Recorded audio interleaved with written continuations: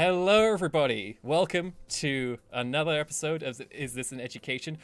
City of Mist bi-monthly game. My name is Thomas. I will be the MC, joined by my wonderful players. Say hello, wonderful players.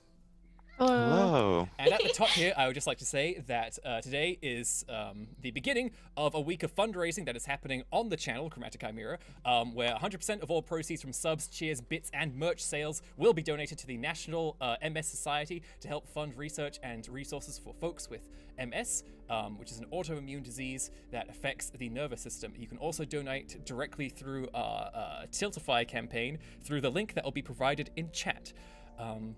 So, if your feeling's charitable, we would love to see anything, any kind of support would be greatly appreciated. Now, let's get down to the game. Last time, our students at the Golden Acres Spellcrafting Polytechnic, a rather unimpressive community college for those with magical gifts, we joined them at their first during their first semester, the first week at school. We've got Desmond and Verity and Juniper and Lila, and they are currently trying to do something very straightforward right now, which is to join a club. Very, very easy, typically. Not so in this world. Indeed, when they went to join the Mystery Club, they found that nobody was there, and soon discovered that all the participants had been sucked into another dimension. And our students went to follow and soon found that they were in a hive of disgusting giant pixelated cockroach monsters that were kidnapping people and covering them in gross cocoons and transforming them into even more cockroach creatures. Fortunately, our brave students managed to free all of their classmates and fend off a tidal wave of these giant magical undead cockroach beasties and teleport away, hopefully to safety. Who can say? I can say, because it's happening right now. So, our students hurtle through the portal that was created by one of your fellow classmates called Carlos, and you all find yourself lurching as you fall upside down and land onto hard asphalt. And you can immediately tell, looking around your surroundings, it's dark. You can see the light of traffic lights and street lights and various buildings around you too. What is perhaps most notable is the bright sort of yellow and red and white lights that create a large picture of a Gorgon's head. And you all know this. This is a Gorgon Grab and Go, one of the biggest chain restaurants in the world, and you have landed at basically a four-way intersection directly outside one of these fast food restaurants. And you're not alone. The four of you are joined, of course, by the people you saved, your fellow Mystery Club members, and Mark, the one tech guy who didn't ask for any of this and is also a bit of a jerk. So, you all hurtle down, land onto the ground, and find yourself in this new environment that fortunately seems to be safe from the extreme danger you just found yourselves in. However, the portal, the gateway that was opened is still open behind you, just creating this loud sort of electric static sound, and you can just see sort of this warbling incandescent light there as well. And this is a slight cause for concern, because of course, any magic that is not regulated or not fully licensed is illegal. So if the various law authority who operate in the region known as Eagle Eye notice this giant freaking portal in the middle of the street, arrests might happen, generally bad stuff, maybe questions that you'd rather not answer. But that is the situation that you find yourselves in right now. I'm gonna attempt to minimize it. Okay, love it. All right, first roll of the game, Juniper. Okay. Let's see, you're trying to change the game, it seems. Yes. So tell me how you're trying to change the game. By minimizing it, I'm gonna use minimize blending in because I really don't want to be caught by bat cops, and survival instinct because also I really don't want to be caught by cops. That was not going to be good for me. Sounds good. I am going to apply your current strained status. You got a little bit in a bad way physically last time, so this is going to take a -3 penalty to this roll. Wow, this is gonna not go good, gangling. Let's see if I can minimize this portal. That'd be good. Change the game. Let's find out. All right. No. That is a miss. Okay, so Juniper, you leap into action because you, perhaps of all people, want the least scrutiny on your magic.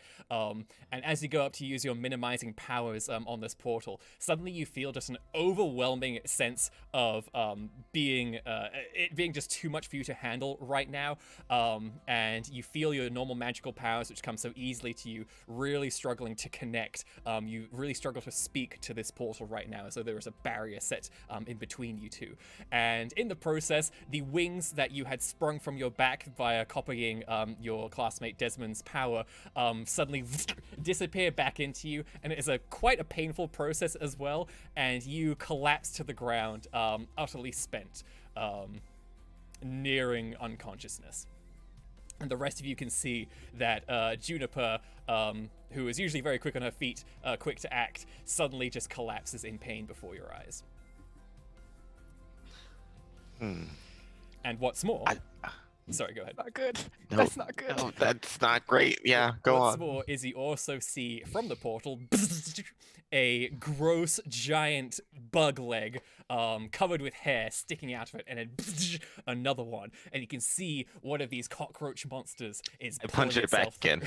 All right, let's see you hit with all you've got, Desmond.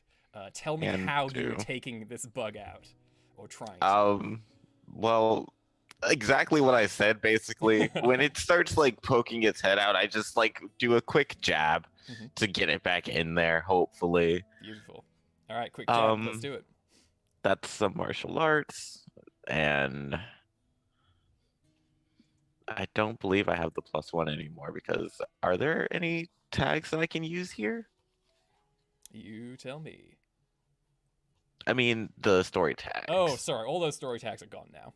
Thank you for Yeah. pointing that out. No worries. Yeah, okay. Martial arts gives me a +1. And I don't know. Maybe I'm still in my fairy form. I feel like I probably would have dropped it once we left, though, so I'll just take the 1. Okay. This is still an alien environment that I'm interacting with because it's coming from, right? So I'm going to maybe say no, because all you see is the bug. You're not really exposed to the environment anymore. okay. Here we go. Gosh, I hate saying no. No, it's fine. Everything's fine. Hit with all you've got. Here I go. Go for it. That is a mild Mild success. success. All right, so you can you give the target appropriate status for your choice equal to the power, which was 1, and then you can choose one of those options. And while you think of one of those options, Verity, as you are sort of splayed out on the asphalt in the middle of the road, you can see that the bonds surrounding Juniper have sort of started constricting her, almost choking her. And obviously nobody else you know can see or interact with these bonds in any way. They're very much just a you thing, but something seems seriously wrong. I'll attempt to unwrap it. It looks really dumb, though, if I'm gonna be honest. Like, from an outsider perspective, they're just like, okay, so I need you to hold still and don't move that way and just. So for some reason, this kid Verity is unwrapping you like your Christmas lights when you clearly need medical attention, Juniper. No, it's fine. They have like weird eyes and sometimes they glow. So I assume it has something to do with their like weird eyes. And... Just hold still. Everything's gonna be okay. Yeah, I'm no, I'm it's not fine. a doctor, but it's gonna be okay, I think. Oh no. You're panicking more than I'm panicking. No, I'm not. You're panicking. I'm not panicking. I'm okay with that. Why are you You're so panicking right now. So while that is happening, while this beautiful calamity is unfolding, Desmond, what were you doing? I'm gonna give it the status held back for 1. Love it. And I'll use my 1 power to take a superior position, and like try and like just keep any bugs that might be trying to come through this portal until we figure out how to close it from coming through this portal. Love it. All right, you're very effectively sort of body blocking this, sort of wrestling with this disgusting bug. You can kind of like see pincers snapping very uncomfortably close to your face, but you are holding firm. At this time, you all hear the sound of a motorcycle engine revving quite loudly, getting louder and louder and louder, closer and closer to you. And you look towards the sound, and what you can see is that there is an individual on this motorbike, clad in a dark, long leather duster, a sort of gray cowboy hat, sunglasses that they're wearing, and they come up and sort of like screech next to all of you in the middle of this intersection that you're all in.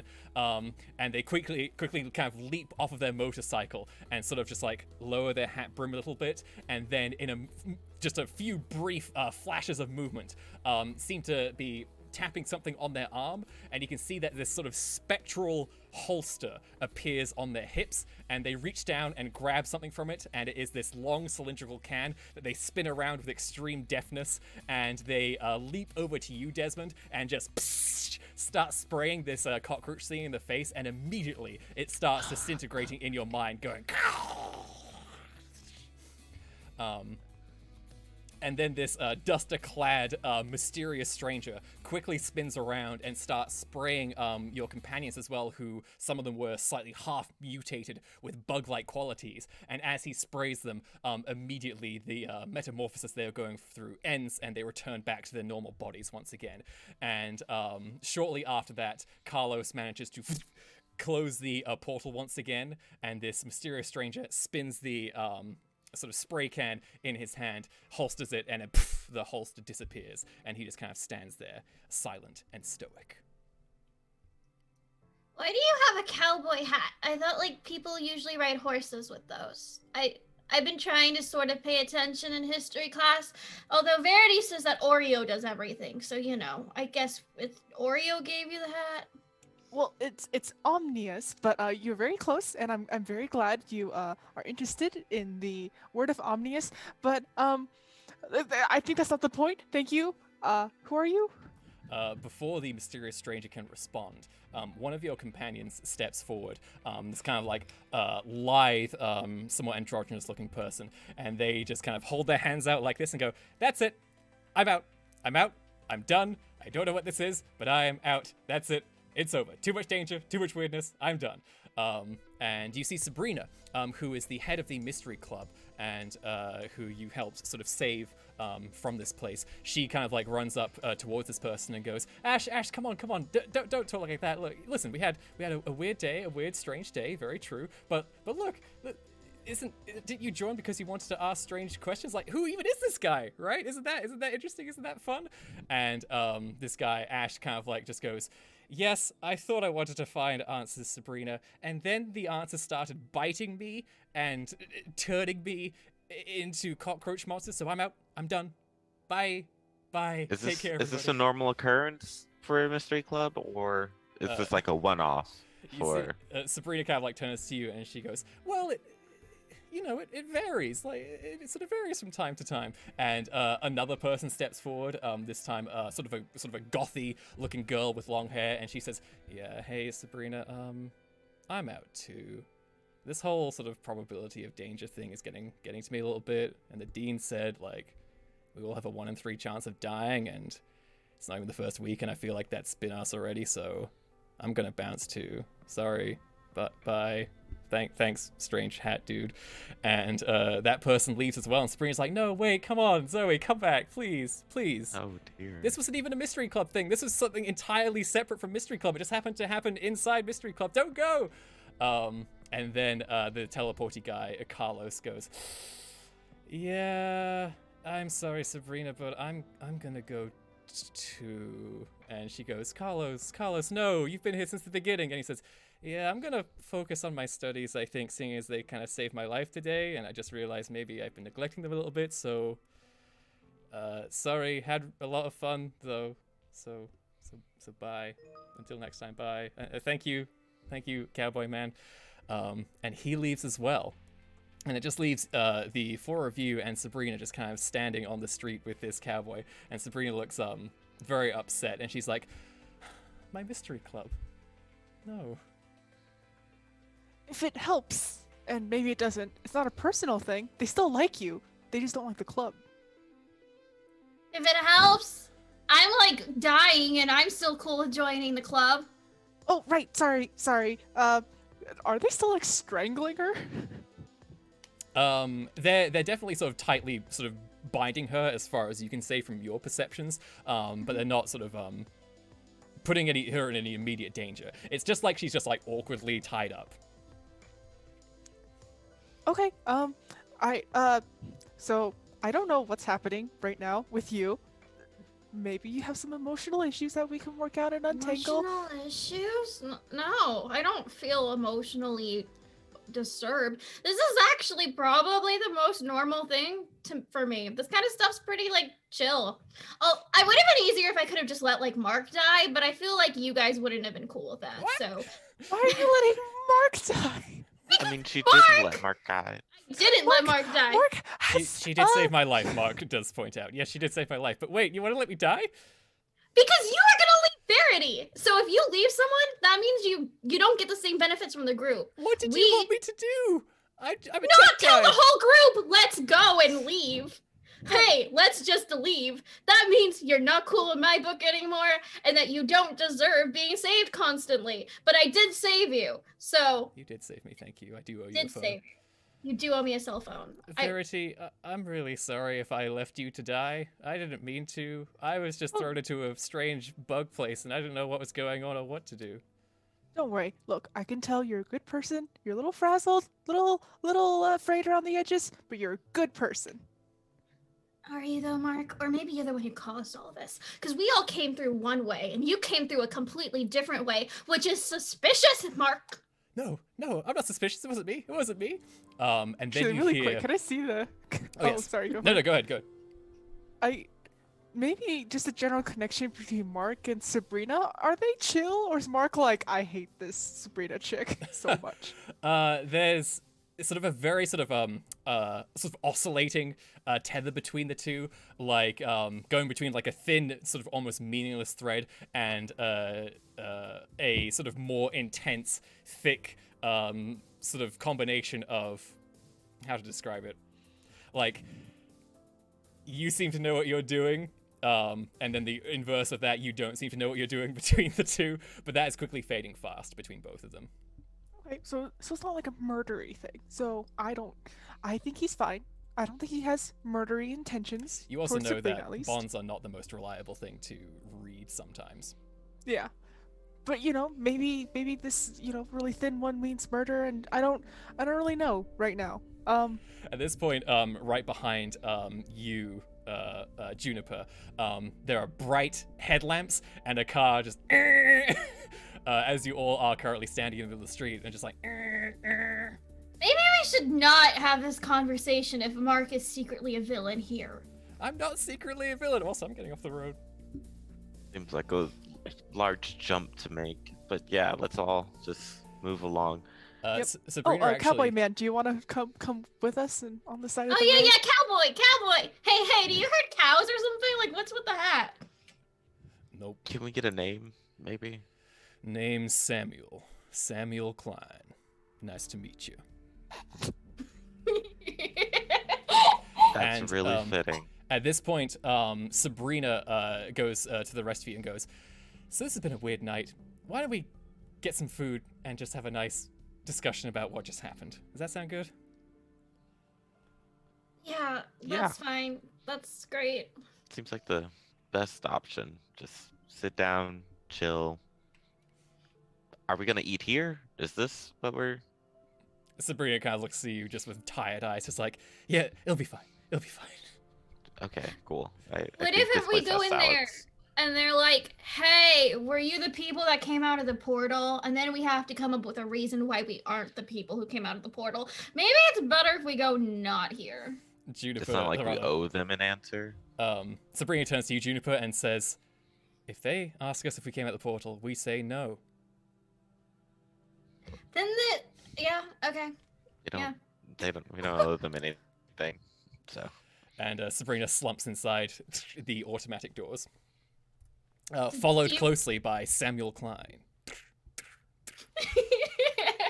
does he have like dusters and spurs and like the full cowboy getup. He doesn't Isn't have full cowboy. he doesn't have spurs, but he's definitely like it's like a weird fusion of Matrix cowboy kind of thing going on, and it doesn't necessarily look great, Cool. but he definitely is going for cool, if nothing else. I'm gonna like slip him my roommate's card for clothes shopping so he can help out his look a little bit and get something like Ouch! unified. And just It's like, oh my god, that is harsh. Just No, as you it's go in, nice! he's just like, what is this? So I noticed that you kind of have two different styles going on, and if you want to like uniform it into one, I know a person who's really good with clothes and can just really improve your whole getup. Like, it's not bad. You definitely have an aesthetic going on, but we could make that aesthetic into something like truly noteworthy. Like, everyone will know you when they see it. Because right now it's just kind of like, are you a cowboy or are you a cool spaceman? No one can tell. I'm not really sure fully what you're doing, but we can fix that pretty easily. You just call the person there, and then like I wink and walk off. Space cowboy. He was standing there the entire time, just like very still, just listening to you. And as you kind of leave, he sort of like pokes up his hat ever so slightly so you can see like the shades he's got on, and he goes, "Appreciate it." Yeah, like the shades and the cowboy hat, those two are very weird together. Like, that's what I mean, my friend. You're very cool, but we can just make you look more cool, is what I'm saying. Just match the internal coolness you have, because the external coolness isn't quite reaching your own level of cool. I think we can make you, like, even more cool, my friends. So my question for all of you, and this is a very important question, maybe the most important question I'll ever ask you in this game. What do you get to eat at the Golden Grub and Go? You stand in line at the front. You can see there's somebody with a headset on taking orders. What do you get? Ice cream. Beautiful. And a cookie. And a shake. All sugar. No, nothing but sugar. Is there like a Gorgon grub gazpacho to get like a nice cold soup? That's actually the special of the month. They're trying out the new Gorgon Gazpacho. Nice. I love it. It's got spices. Verity Verity, is just a- when you walk up to the counter, what do you order?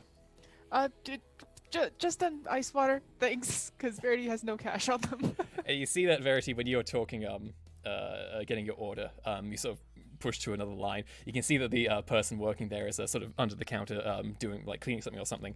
And then this truly terrifying figure slowly looms up from behind. Very bony, pale visage, hollow sockets with tiny red specks for eyes, a sort of really chilling, deathly aura around this person. And they're wearing a very nice, clearly tailored for their long, lanky form, bright red and yellow fast food worker's outfit and a nice hat as well. And he leans close to you and he says, "Just the ice water." Huh? And you can see he's wearing a name tag that says Glenn. That'd be nice, Glenn. I mean, yeah, that'd be okay. If that's not an issue, How much ice would you like? just like whatever's fine. You know what? Just forget it. It's fine. No, I must serve you. Well, you don't have to. Okay. Here is Thanks. your for- iced yeah. water. Yep. Great. Enjoy. Yeah, I will. Great. I have water. Thanks. And you all grab a booth with your various bits of food and sort of settle down and start chowing down as well. And just take a moment to sort of decompress, to relax a little bit. It's been a strange evening. I'm gonna pass Verity the shake because I ordered too much sugar. And you don't need a sundae, a cookie, and a shake, so I'm gonna give that one to Verity. Just kind of like push it on her and say, Omni said to give it to you. Omnius and wait, are you a believer too? Oh my gosh, we have so much in common.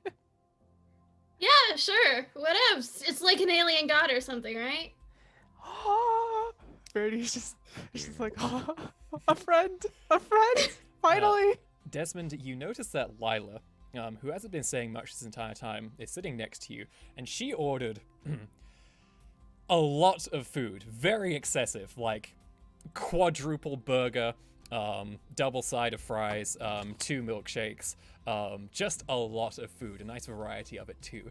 And she just looks at it with hungry eyes and just delves into it with a look of just absolute bliss on her face. I guess you were hungry? Are you okay? Kind of wipes some sauce from her chin and goes, yeah, just haven't had one of these in a long time. A burger? Yeah. Okay. Yeah, I guess me either. She's like, chewing on the burger, like getting a fistful of fries and then downing it with a shake, all in just one mouth chew as well. It's kind of unsettling. You might want to slow down a bit. We don't need anyone choking after that. You've already escaped death once today. She doesn't seem to mind that much. Oh, good grief. Do her connections look different? Is she still, I don't know. Is she okay? Yeah, What's her deal? seems fine. Just a little out of sorts, but you did just go through a very bizarre experience, so. Yeah, and all her connections are fine. They're normal. They're the same as before. Okay, that's fine. I wish that I didn't burn magically attuned, because I normally check up on how trippy Lila's magic is, and I won't be able to tell currently. During your sort of sit down, you can see that Sabrina is sort of seems a bit down in the dumps, a bit downtrodden after what just happened, after losing some of her club members. The mysterious stranger, Samuel Klein, however, he ordered like some ribs and is making his way through those. And he says to the rest of you, so, what all y'all know about those bugs? Not a lot. No, we just went through it via a phone? Yeah, Clicks? phone. And we were gonna get maybe a little eaten and maybe a little bit dead if you didn't come. So I appreciate it, friend. What do you know about the bugs in that place? He sort of lowers the brim of his hat a little bit, and he says, I'm something of a professional squasher of bugs, bounty hunting gray hat hacker, as it were. Let's start with a history lesson. No, history is boring. Does it have Omnius? He ignores both of you. During the 60s, the first manned mission to the moon had the first ever successful integration of magic and computer software. We're talking about bits and runes. A lot of fancy stuff. The lead engineer warned the higher-ups that fail-safes were necessary to avoid catastrophe in the case of human error, but she was ignored.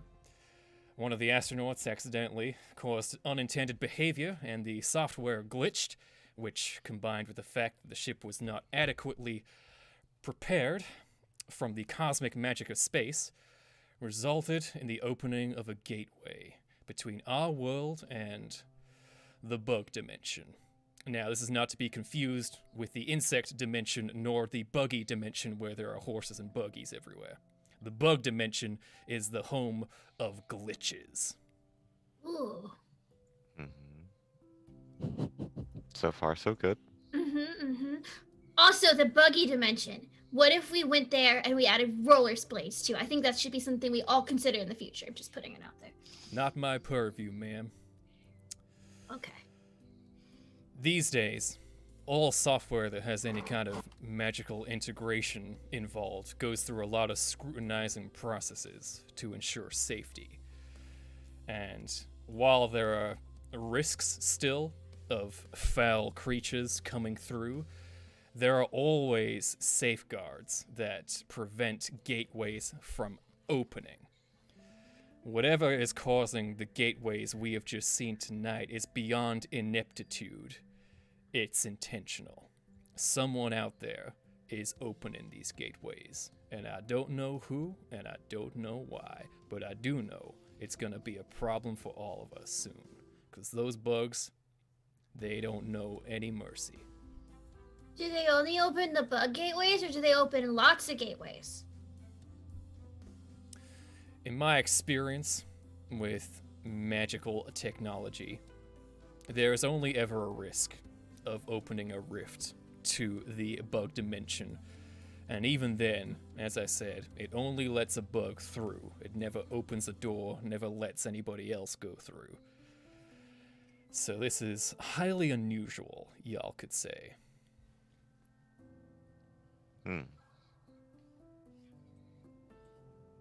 How long have you been hunting buggies? Bugs. Again, not the buggy dimension. Been doing it around 20 years at this point. Made a bit of a name for myself on the Debugger app. And it kind of points to an app that very much looks like an Uber app, except it just says Debugger on it. I hate that. Okay, cool. So there's like more of you out there who do this. Do they all wear cowboy hats? Is that like part of the job, or is that just a you thing? That's my own style. Right. Okay, cool. We're not gonna get like sucked in there again, right? Like, is there like some sort of connection that we now have to there that will just happen sometimes? Far as I'm aware, that's not the kind of thing that happens. However, if it happened once, it means it can happen again. I clocked 2 instances. Make that 3 instances of this happening tonight.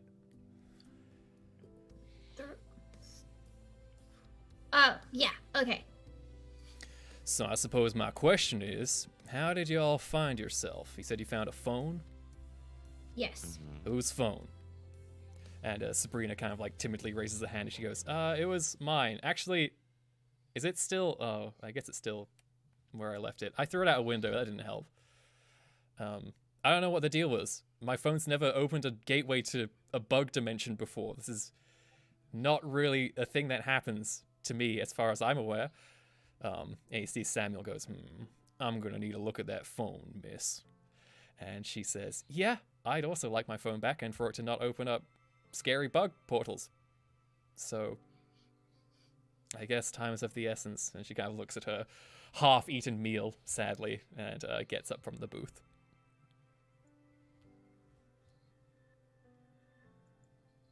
Yeah, I guess we'll come with. Yeah, we can go. Like, Okay. yeah. Mystery Club, let's solve the mystery of why your phone is haunted. You see Sabrina kind of like looks a bit surprised for a second, and she says, wait, all of you? You still want to do this? You still interested? You're not scared? Well, I'm on the fence, but sure. No, I'm here to solve a murder, so it's actually better for me if you guys are used to death. As long as you think, if you believe in Omnius and you believe that they might be behind all this, then I'm okay with it. Wait, did we all know that? Is that something we're just gonna move past, the solving a murder thing? You honestly, in the week that you've known Juniper, you've probably put it together because she's not exactly subtle in her questioning / interrogation techniques. Cool. We're just gonna. It's good that it's out there now. Just okay. We can move. Speaking of Desmond, start failing, or at least getting C's. You're definitely like top on my list of who's gonna die. I will not start failing, but at least I have you. No. You can use me as bait. No. Just like that. Yeah, no, I'm not gonna. No, that's a terrible idea. Both I'm of not us gonna agree. fail again.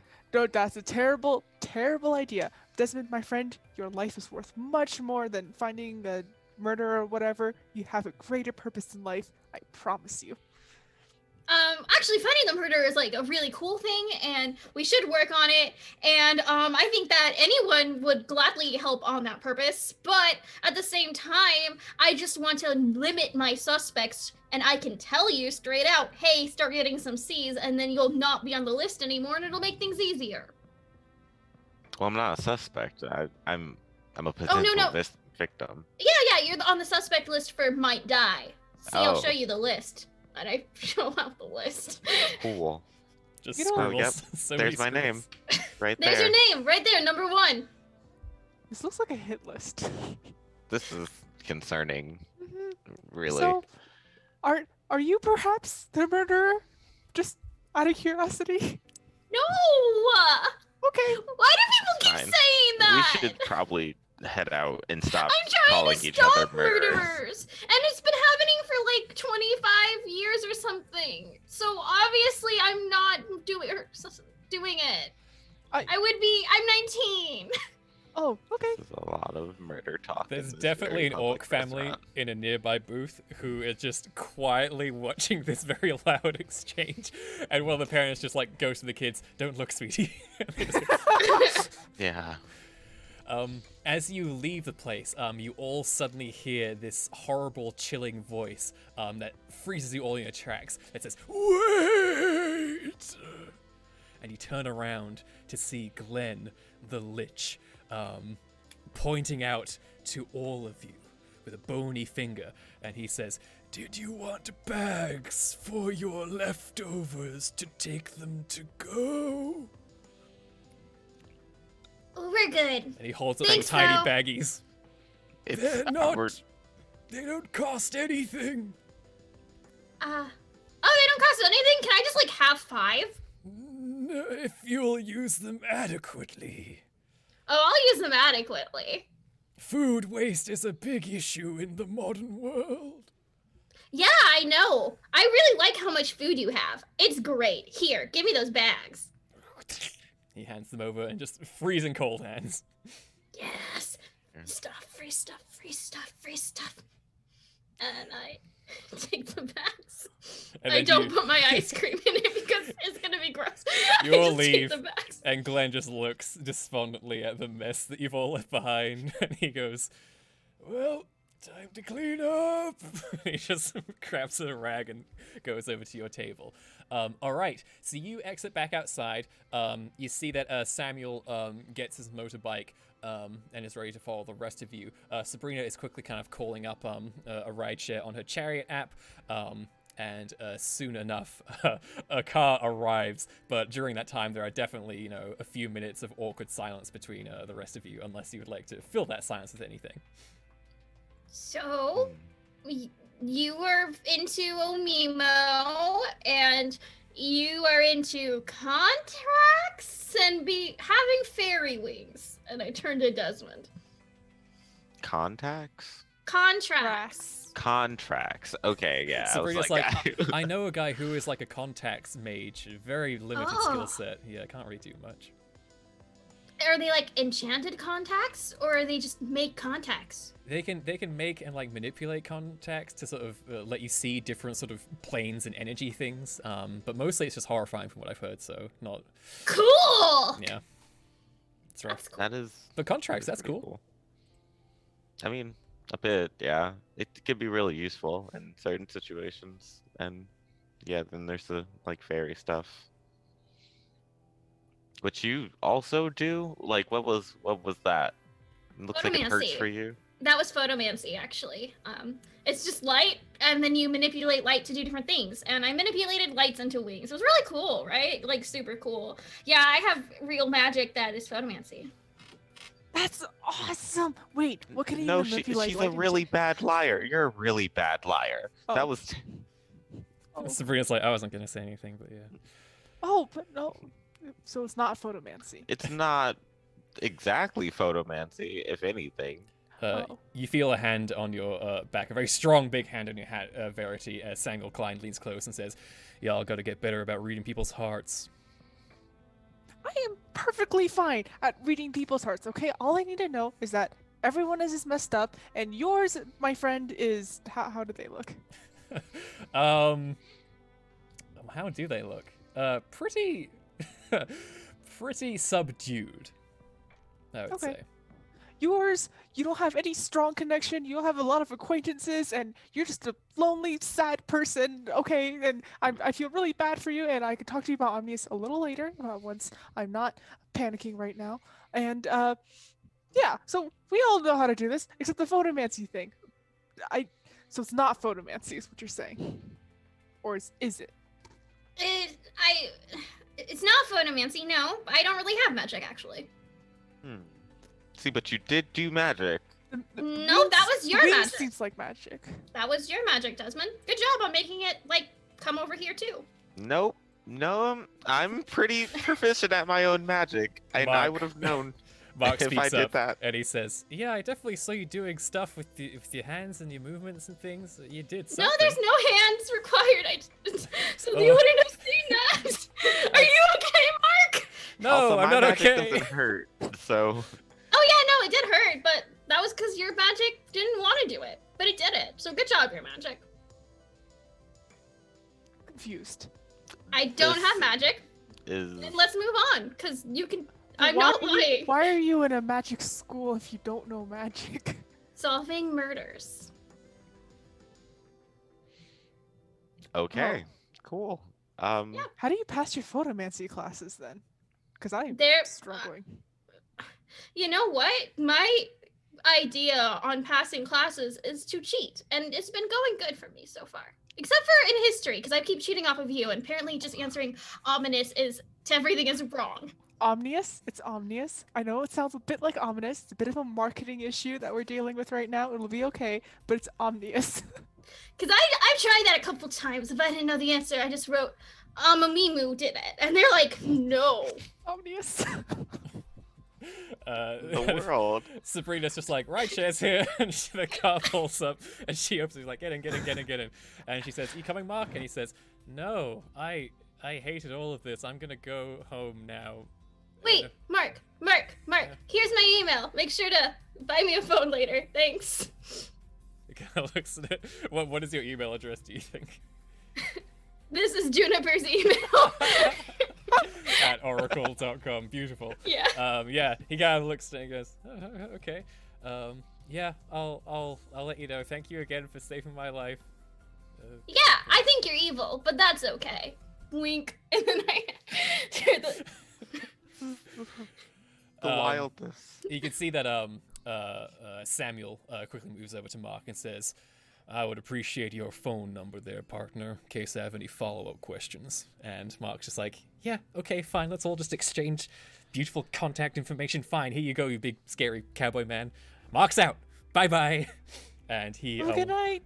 Hi, Mark. Bye, Mark! Good night. And he wanders off into the darkness. You, the four of you, Lila included, plus Sabrina, plus Samuel Klein, all just shove yourselves into this large car that's going to pick you up, and you go back to your college campus. And when you arrive, you make your way to the Mystery Club room, where you started this little bit of misadventure, and leading you outside, Sabrina takes you to where her phone landed, and before getting any closer, she kind of just says, okay, so is it going to do it again? Because I don't want to have to just repeat everything we just did tonight, because that would be really hard and rough. Mr. Klein? Someone poke it with a stick. No, don't poke it. Samuel kind of like moves forward, and he says, hold on. I'm going to do my best to investigate this. You all stay at a safe distance. And he conjures up this big, I don't even know what they're called, but like the sort of big piston bug spray kind of things out of thin air. And he sort of cocks it like a shotgun and moves closer towards the phone, taking very ginger steps towards this device. And you can sort of hear a very sort of ominous gust of wind that blows through the trees and the leaves, kind of sends some fallen leaves up into the air. And Samuel Klein sort of leans down, gives it a spray for good measure, and then reaches out, grabs the phone, and turns it off. And he holds it up and he says, I think we're in the clear now. Cool. Walks back to the rest of you and he says, from what I could tell, there was some kind of application on there that didn't have any kind of name. Didn't really seem like it fit, though. don't suppose you installed anything from any shady places recently there, young miss? And Sabrina says, no, definitely not. I mean, maybe my son got my phone and did something, but it only acted weird after I lost it, so I don't think it was him this time.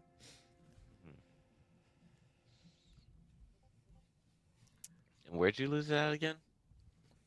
She says, well, I had art class earlier today, and after that I came here to the Mystery Club to prepare things, realized I'd misplaced my phone, went back, and fortunately it was still there, and grabbed it. That was the only time it wasn't on my person.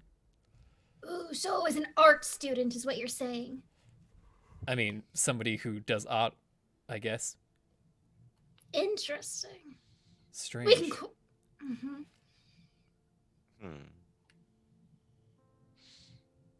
I think we have a new mystery on our hands, everybody. And she goes back inside, into the mystery room, and then sort of pulls down one of the sort of blinds and sort of reveals a blank piece of chalkboard and starts writing down all the facts known about this mysterious bug dimension strangeness that's happened. And this kind of gives you all the opportunity to sort of be in the mystery club room without any foreboding sense of something's terribly wrong here. The atmosphere is much nicer, and you can almost feel the room itself sighing in relief a little bit. Just a... Hey, room. Hey, room. Sabrina, can we talk about how weird this room is? She's like, as she's like kind of like making notes down, she goes, oh yeah, it is a bit strange, but you know, sort of the result of one of our most interesting mysteries that we solved. So there's that. Huh, what's the backstory for this room? She goes, oh, let me tell you. So once upon a time at this very college, there was somebody, don't know who had a rough time of it, you could say, often went off on their own to sort of cry, be alone, to sort of express their woes in a safe environment. Little did they know that the room itself was listening to them, what they thought was a nice little secret, and well, the room got a little bit protective of them, didn't like seeing them getting so hurt, it seems. But then one day, you know, that person graduated and was no longer here, but the room didn't know that, so it got a bit agitated and upset, and that's when the kidnapping started. Oh. Oh, Room, kidnapping. kidnapped people? The room has kidnapped people in the past. It definitely doesn't anymore. We've had a talk about this. But yes, people were going into rooms that weren't actually the right room. This room has an ability to sort of shift around the school and sort of be any room it wants to be.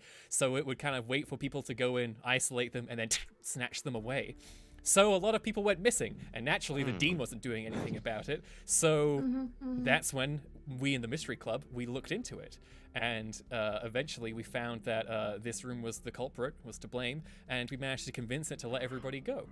And we've been good friends ever since. Oh, that's really cute. Yeah. How long ago did this happen? She says this was last year, actually. Oh. Recent. Recent kidnapping room. Cool. Neat. But good now. A nice room. Yes. Nice room. Sworn off all Helped kidnapping. us find you. Yeah. Oh wait, it did. Oh, that's sweet. Oh, room, Yeah. you're always looking out for me.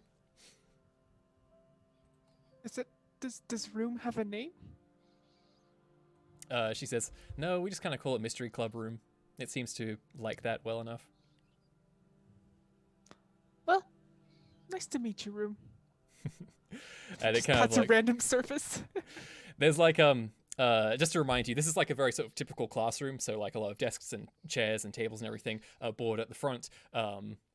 Various sort of posters and cork boards with sort of like conspiracy threads and lines and photographs and notes and post-it notes everywhere. Very much, this is the mystery room. It seems like it does not serve any other purpose at this school. Neat. And you can see that a lot of the notes in this room, sort of on the conspiracy boards, often lead to one sort of central piece that's on the wall, which is the Dean, in big bold letters, like underlined and circled several times. Huh. Yeah, the dean's really suspicious. Do you think he's like killed people before? Sabrina Just doesn't ask people what. she doesn't know if you're joking or not, so she just kind of like politely laughs at it, and she says, "Well, I've definitely had some run-ins with that guy. He is not cooperative." And let's do a quick flashback, everybody. Ooh. Ooh!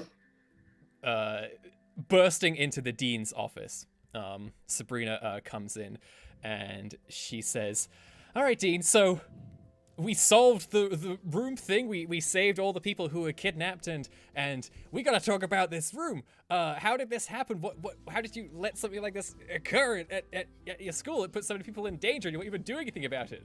And the dean, if you recall, sort of a stooped vulture-like humanoid, sort of glowing eyes and sort of gross skin, sort of leans up from the desk as though he was just kind of like awkwardly sitting there in silence this entire time.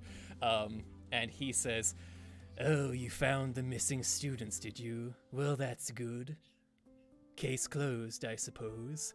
And Sabrina says, "Wait, no, not really. Are there other rooms like this? Like, how are you gonna stop this happening again? What are you gonna do?" And he says, "I'm not going to do anything. As you said, students were found. No harm, no foul."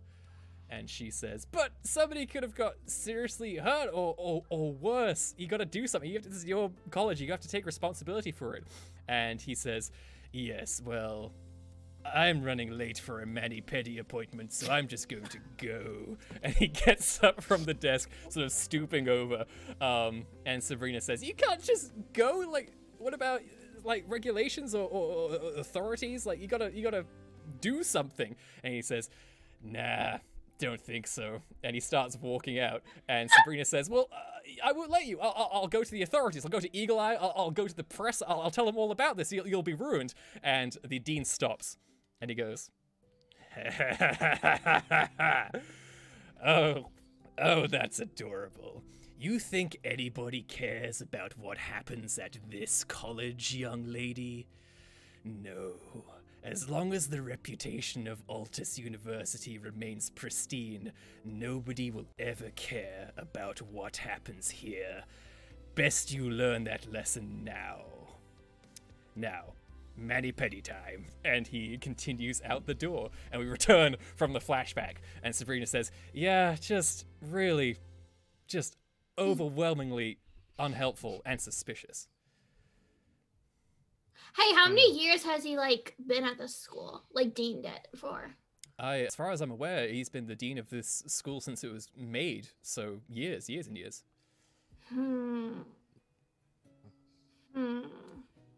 Yeah, okay. We'll put him as the suspect for strange bug tunnel case mystery. Probably, yeah. Yeah. Also, might be a murderer. But Maybe. I don't want to get too ahead of ourselves here. You all are potentially interested in Mystery Club, and I'll be very upfront and honest with you. If I don't have at least 4 sort of permanent members of this club, the school is going to shut me down. They will terminate this club, so I kind of need more people very soon, if you're interested at all. And potentially, if you have your own mysteries that you would like to investigate while here, we can make, some space for those. And you said you were here to solve a murder? Is that what you said, Juniper? Yeah. Every 5 years, there's a murder of a new student in the moon at the end of school year, and it's gonna happen this year to whatever student stands out the most. Wait, the moon? What about the moon? It's always on the full moon or something. I don't know. That's. I solved a mystery involving a full moon, but it was a nice mystery. It wasn't a murder mystery. Oh, yeah, mine's a murder. Okay. Someone's gonna die in 5 years, and it's the 5th year, so someone will die this year. One of the new students, they're gonna die, unless we stop it. this is incredible and terrifying. And she looks, very, very happy to sort of like dive into this work and start sort of like helping out create, sort of clearing one of the conspiracy boards and sort of like asking you a bunch of questions like, okay, so who are the victims and how and why and what was the motive and the operation and everything? Well, I mean, we don't really know the motive, and I know some of the victims, but the first one is kind of fuzzy, and we didn't figure that one out because a lot of people died at the school, so it was hard to figure out if they were the death. I hate the school sometimes. Okay, but this is good. We're gonna get to the bottom of this, Juniper. I promise you.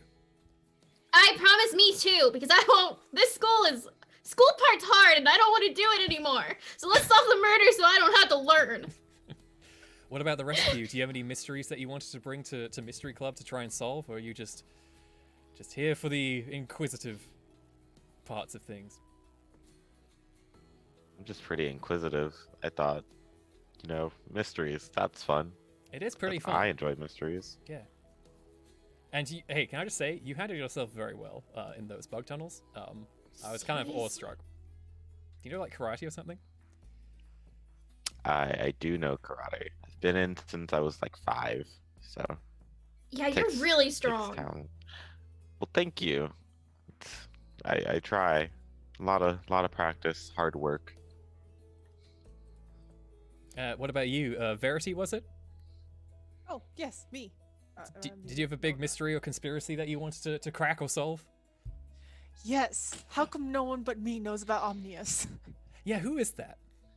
What is that? So Omnius is a race of ancient alien gods that created this entire world, and I'm really surprised that no one knows about it. Yes. There's more than one? I thought there was just one.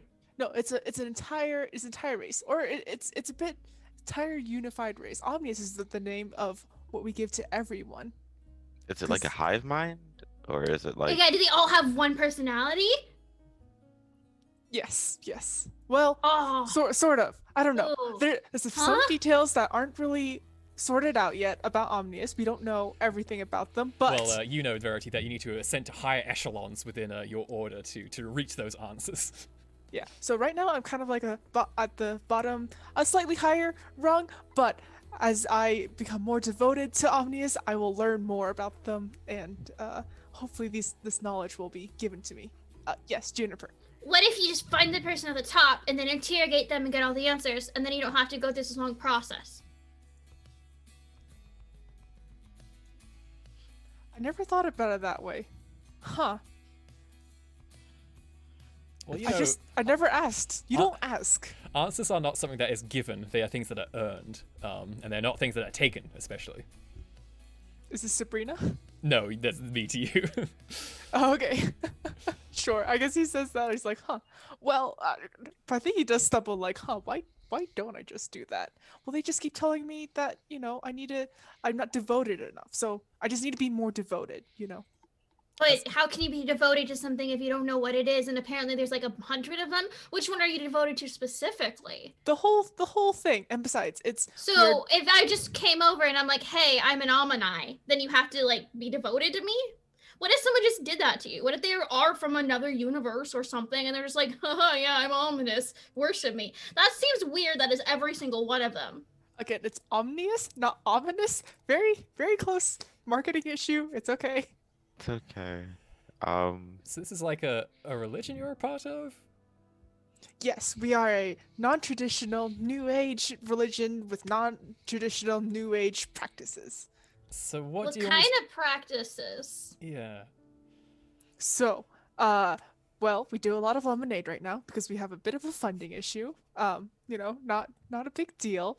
And on Fridays, we sacrifice a bag of popcorn or whatever's on sale to the great gods of to the great Omnius. Music night on Tuesdays. Can't spell cult without culture, all that, So it is a cult. It's pretty You know it's a cult! Definitely a cult then. No, it's not a cult. Again, it's a not. So again, what was the mystery of this cult that you're a part of? What do you want? So I want to know. I guess it sounds like it's a marketing thing. I think we've cracked the case. I think another one on the books, Mystery Club. Well done. You all solved your first mystery. Yeah. Just work on your marketing. Maybe take a marketing class. All right, maybe I'll take a marketing class. Maybe I leave. think Maybe leave the cult. Maybe. Yeah. Maybe it's not worth it. no, it's not a cult. We don't like that. We don't like that C But word. you just okay? said Bad it. word. You just said it. You said I cult said and no said such culture. cult. thing. I said no such thing. You totally said cult. Cool. We're Because just marketing denying issue. things I that we was about say to say now. culture. I said culture, not cult. No, it's No. cult. You said cult. I didn't say cult. I said You culture. said cult. You said cult like 10 times. All right, What? let's No. let's not linger on this issue. Okay, all right. So your mystery is you don't know. Okay, anyway, great. Well, I feel like we've talked about Omnius enough, but good to know. Thank you for that, Verity. Glad to have you with us. Boy. I'm gonna like turn to Desmond. Wait, so is like Ominous not real then? Wait, Omnius is the name of their god thing for the cult, and I don't know. Maybe Like in general, do other people other than just them follow this Omino? I've never heard of Omnius, but it might be like a dude in a cape, or it might be some sort of deity out there. I don't know, personally. Okay. You hear a little beep come from Sabrina's wrist watch, and she says, "Oh, I need to go. I gotta get going. So that's it. That's a wrap for Mystery Club. Welcome new members. I really hope you join next time, because if you don't, then Mystery Club is over forever. No pressure either way. Oh. But hey, it was lovely meeting all of you. Sorry it was under such unusual circumstances. Thank you for saving me from being changed into an undead bug creature. And nice meeting you, mysterious tall cowboy man. And you see that Samuel's just been on his phone this entire time, not really paying attention. And he's kind of just like lowers the brim of his hat a little bit. And Sabrina kind of gathers up her bag and all her stuff, and she starts to leave. And she says, "If you want to stay here, feel free to. But I think the school will be closing fairly soon, so just be aware. Anyway, nice meeting you. See you later. Bye." Bye. Hey. And Samuel says, "Well, I've been keeping an eye out. Haven't seen any other tunnels opening up just yet, but gonna keep a close watch. Somebody's out there opening them intentionally, and people are gonna get killed if they keep doing that." Yeah, and murder is wrong. Sure is. Why do you say that as if you don't believe it yourself? I do believe it myself. I'm here to okay. solve a murder. Why do you all think I'm lying 24/7 even when I'm telling the truth? Well, half the time you aren't telling the truth sometimes. What And do you know? You backpedal a lot. It's something that we've noticed. Okay, I do lie sometimes, but it's mostly about the photomancy thing. And that's fine. I told you I don't really have magic, so we're all good and solid there. Okay. Okay. I'm still iffy on the I don't have magic thing, because you made I it into magic don't! school. I did get into magic school by cheating, and it's okay. See, you cheat. That's not, that's lying, basically. That's not honest either. Oh, I don't want to hear honesty from the cult lady person who's... Samuel Okay. says, now, trust goes both ways. It's a two-way street. One way up, one way down. But anyway, I want to leave you all to your business. I'm going to leave some contact details here. If you find anything else, any more information about these bugs, I would appreciate knowing. Take Yes, care. and you should totally email my friend. We can get you a way cooler hat. Bye! I said no. And he leaves, just leaving the four of you, Lila included, in this room. Lila, this entire time, by the way, has just sort of like had her hand up against the wall with a sort of a stormy look on her face. Hey, Lai, you okay? She kind of like snaps and turns to you and just goes, "Yeah, just chatting." Oh, you just talking to the room? Mhm. What'd you guys talk about? A lot of things. It's seen a lot of things, seen a lot of people come and go. Oh, neat. Can I get a ride home, or are you busy? She kind of like, there's a moment of hesitation there, and she says, "I'd love to drive you home. We live in the same place after all." Yeah. Thanks. And she slowly turns around and starts to leave, and she goes, "You coming?" Yeah. You're like way more confident today. Good. I'm glad this like whole murder realm helped you out. It really We should go to did. more dimensions. It's just like really improving your self-esteem. This is great. Juniper, I would love to go to more dimensions with you.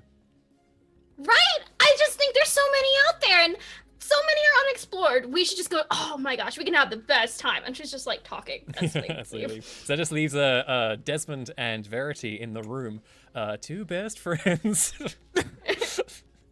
Alone in a room that's alive. Oh dear. Yeah, I'm gonna head home. Okay. Do you want Yeah. me to walk you home, best friend, old buddy, old pal of mine?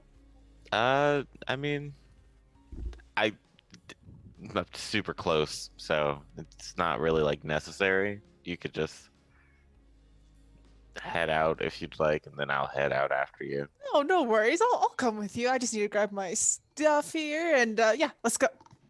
Okay, I'll see you tomorrow. And I put my key in the door, and then I open the door, and I walk through the door, and then I close the door after me. Zip. Oh. And Desmond disappears. Okay, well then I guess I'm just gonna head out too. Okay, bye room. Have a nice night.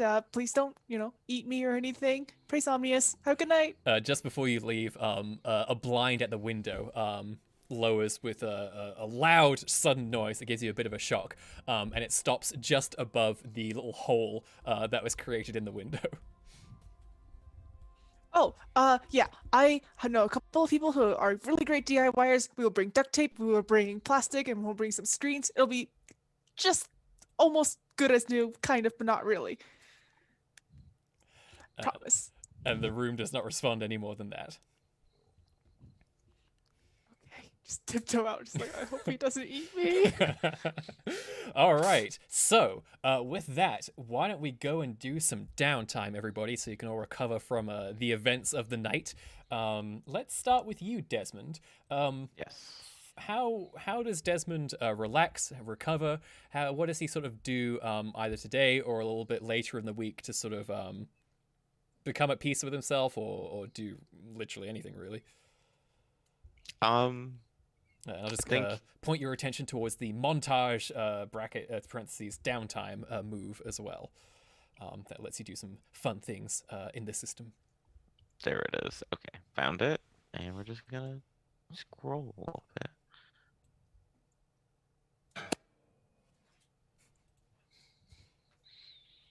I think recently, with all the martial arts training, actual practical use that he had to put in with those cockroaches, that he wants to maybe give some more attention to that.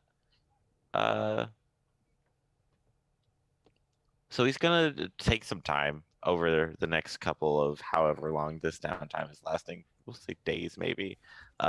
Really devoting himself into his martial arts training. I think he just joined the martial arts club too, so he takes some time to, get into that and decide whether or not Mystery Club is like the right move for him right now. Sure. Yeah, you join up with the mixed martial arts club at the college. See some very sort of unique, interesting styles that people are using. It's really just a mix of so many different disciplines. So a lot for you to learn potentially. You also kind of stand out as maybe one of the better people, and as a newcomer, that sort of makes you quite noteworthy in a lot of people's eyes. That's good. That's exactly what Juniper told me not to do, but it's good. It's fine. Tell me about your job, Desmond. Well, Desmond works as a barista at the local tea/coffee cafe type bistro shop. Nailed down a name. Is this an everyday thing? Is it kind of a couple of times a week sort of thing? It's more of a part-time job, maybe like after school, like 5 to close every now and again. On any day beginning with a T, and on weekends sometimes. Great. Well, yeah. How do you think Desmond feels there? How's he doing? It's probably one of his happier places. Like, he really loves tea for one, and there's like a decent amount of plants around that he gets to primarily take care of. I mean, other people try, but then he's like, no, don't do that. You're doing a bad job. Let me just. And he along with plant magic, he just has like a naturally green thumb, and he's pretty good at plants, and it makes him happy. Excellent. Well, one of your days when you're working there, I imagine you've got your nice little apron on, a nice little watering can, sort of caring for one of the plants that hangs from several of these hanging baskets that are set out throughout the store. You hear the door open up, and right now there's not really many people here, so it's just you and this other person in the shop right now. But you recognize the sort of meat-headed appearance of Tyson, who was your fellow Magnus Alpha fraternity brother while you were at the Altus University. And he comes in, he's wearing his Letterman jacket, sort of got a bit of a swagger, and he turns around to sort of look in your direction. Doesn't seem to pay much mind at first, and then does a double take. And he goes, Wait a second. Oh, God. Uh-oh. Is that Desmond? Is that what you came up with? It's so bad. And he says, well. I would have thought you would have been gone from Golden Acres in general, like gone to a different university where they don't know what a loser you are. But now I find that you're still here in this town working at a dump like this. I shouldn't be surprised because, well, you aren't that good at anything, it seems, are you, Desmond? Desmond, sorry. So bad at being a bully. I'm sorry. Draco I'm Malfoy, still please. moving past that Desmond thing. You like it? Thought of it myself. I can tell. He doesn't recognize the insult. Well done. I just think it's strange that you're here, because our last encounter, you proved that you were so good at running. Like a coward. Like a coward loser. Aw. Like a coward loser. Yep. That's... Yep. Moldy, too. Did you want coffee, maybe? Yeah, I actually came to stop by here because me and the boys, we were running a little pranksy tonight, and I need some specialized ingredients. So you got some whipped cream? Yeah, we have whipped cream here. Great, I'll take all of it. Oh no. Let me grab my manager. I don't know if that's like how this works. Awesome. Let's see. I'm gonna say that soft move, your manager is not here right now. Okay. So all of our whipped cream seems like a lot. Also, are you wanting it in the canister? Because typically we have to like spray it onto the drink. So just giving you like the whole canister seems like I don't even think that's in the system. So If you can't help me, Desmond, then I'll just help myself. And you see that he walks up to the counter and just jumps right over it, very much breaching these sort of boundaries between customer and service giver. see, this isn't allowed right Sorry, now. what? Can't hear you. What? I'm gonna need you to step back over the counter Nah. with haste. Nah, No? nope. Haven't got my whipped cream yet. Do you know where the whipped cream is? He knocks how down are you- a sort of a canister of cinnamon onto the ground, just like, not yet. This is problematic, Tyson. I need you to get out of my store now. Could you leave? Is that Well, gee, I don't know, Desmond. Who's here to make me?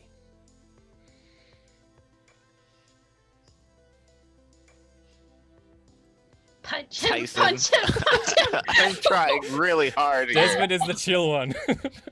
I know, but Ian Verity's just like, I want to punch him. Punch him, punch him. I could maybe get you 2 canisters of whipped cream if you just get back off, like leave the counter area. Okay, let's do a convince roll here to see if this offer of yours is appealing to Tyson. To jerk face Tyson. Do So I what- have any? Yeah, I what have tools are eye you for deploying? deals, kind of. And this is Yeah, this is yeah. a deal I'm I'll buy making that. here. And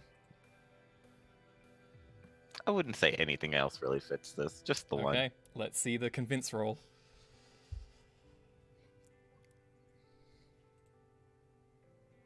A great success. So you can apply a status to Tyson with a power of 1. What would you like that to be that makes sense given the situation? Satiated. Okay. So they can choose to take that or change their agenda to include yours for the time doing. Yeah, I think that like Tyson's basically gonna kind of look at you when you make this deal, and he goes, "Show me the canisters." No. He just like turns to like a small mini fridge that's under the counter, and he pulls out 2 canisters and holds them out to him. And he sort of grabs them hard in your hands, but still holds onto them, leans a bit closer, and he says, "You sure you don't have any more back there?"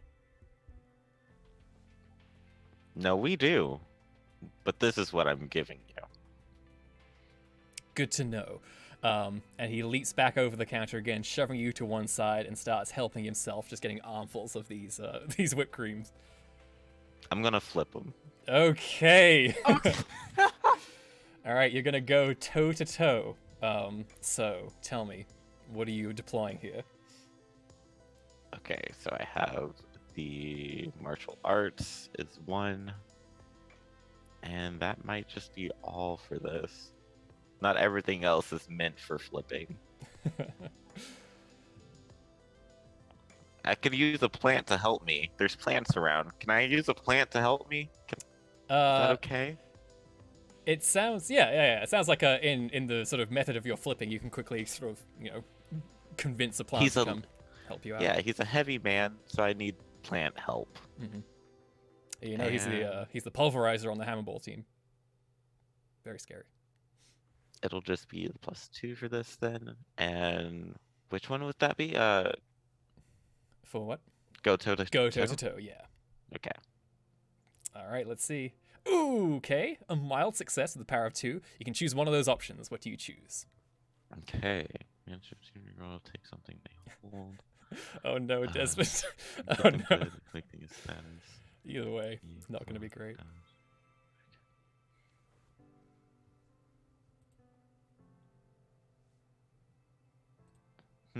I think I want to go for get them good, inflicting a status.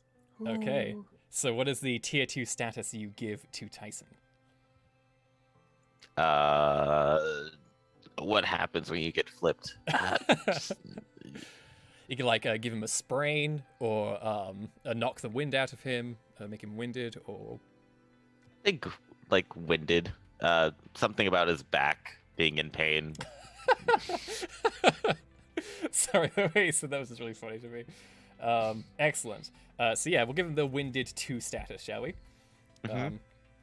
Desmond, I'm afraid you've fallen into my trap. I'm very sorry. But It's okay. Tyson has something called a condition, which means that when that condition is satisfied, something can happen. And basically, whenever anybody tries to inflict a physical status upon Tyson, he can immediately inflict them with a status of beaten up. So I need you to roll to face danger. Can do. As you flip him, you feel that he is very strong, and he as you sort of maneuver his weight against him, you also grab. He also kind of grabs at you, and you're sort of locked in this struggle. So for this, I have dodging, for 1.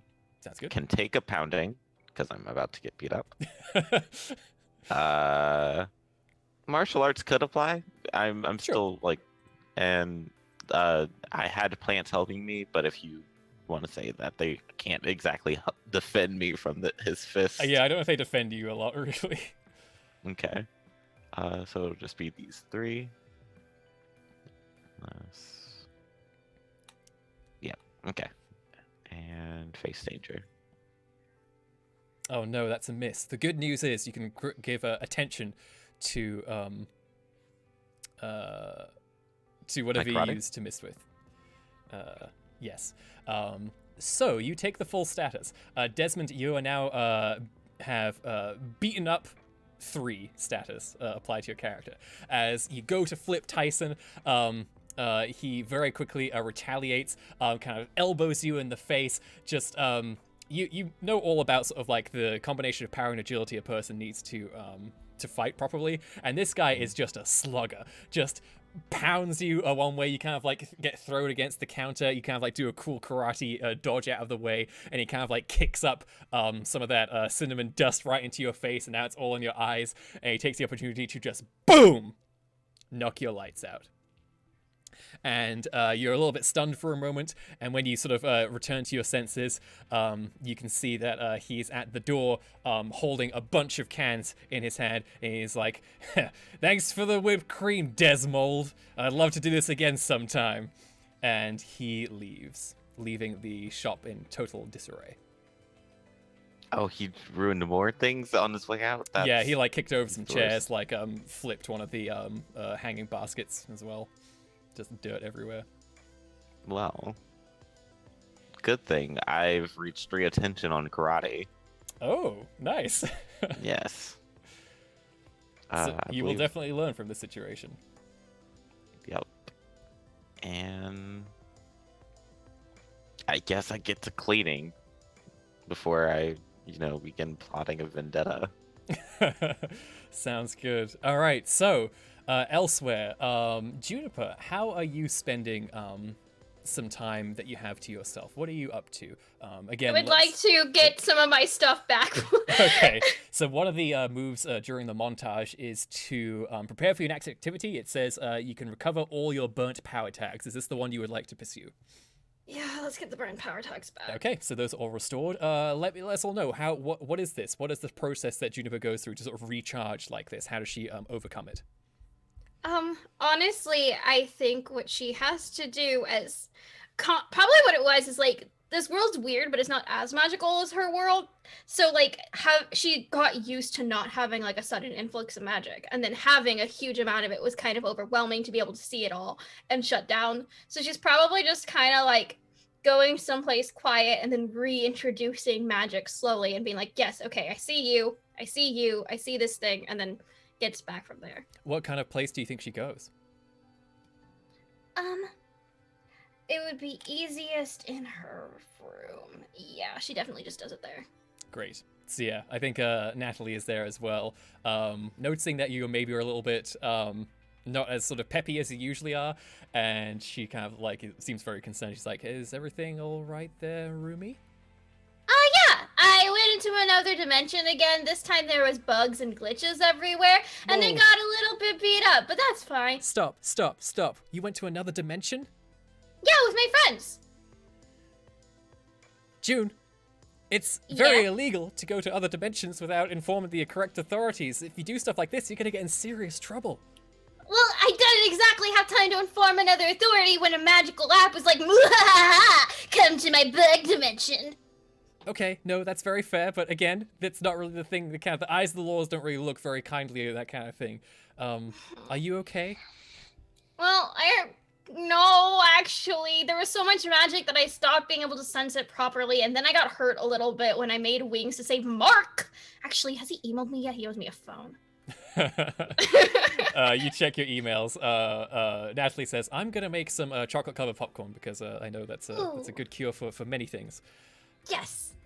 Hey, also, the mystery club is gonna help me figure out the murder, which is great, because I kind of thought if I just yelled at old people enough, it would end up solving itself, and so far that hasn't worked. Yeah, we really should have watched more crime dramas before I set you out into the world like this, but I'm really glad you found somebody else to help you out with this. I really do appreciate it. You're gonna give me the closure I need, and you're gonna save a life. I'm really happy that I can help like this. I just get really confused in class because they say a lot of things that don't really make sense. I'm confused. Why is magic in space? Why is it a space rock? I don't get it. Why is all magic from a space rock? Well, no, that's just where all magic comes from. Are you sure about that, Natalie? It Yeah. doesn't really make sense in my brain. I don't understand it. Why is all magic from space? Where is it like a space being? Is it a magical space butterfly? Well, I don't get it. there's the laws of conservation of energy, and basically the way it interacts means that all the power that sort of is manifested on the world, it all has to come from somewhere. It can't just appear from nothing, even though there are a lot of magical abilities that make it seem like nothing is, things spring from nothing. So the sort of the theory, which is now more of an accepted truth of the fact of the world, is that all of that energy that we harness comes from other places where there is a boundless degree of energy, and that is how what we'll anyway, it's not hugely important, but yes. So if I go to space, will there just be magic everywhere? Can Oh, I bring no. it back in a jar? Never go to space. If you went to space, you would almost certainly have horrible, terrible things happen to you. Yeah, space is notorious for being filled with all sorts of weird, anomalous hotspots that interact with magic in very strange ways. Really? My mom's an astronaut in my world. She repairs the moon. Okay, well, that's strange, but so are many delightful things about you. I don't know what to say. The moon breaks often there. Does the moon... I like that your moon doesn't break much. That's really good. No, the moon in this world is more just like a sort of a death engine of negative energy. It's actually really Whoa. interesting. For the longest time, people associated it with like healing and spiritual magic and everything, but we didn't know that the reason that magic was for certain people more powerful during a full moon for those kind of things is because it actually has such a profound negative drain on the universe that it creates sort of a jet of positive energy that shoots out towards us, and that's why there is sometimes some good healing stuff. It's because it's actually terrible things are happening on the moon.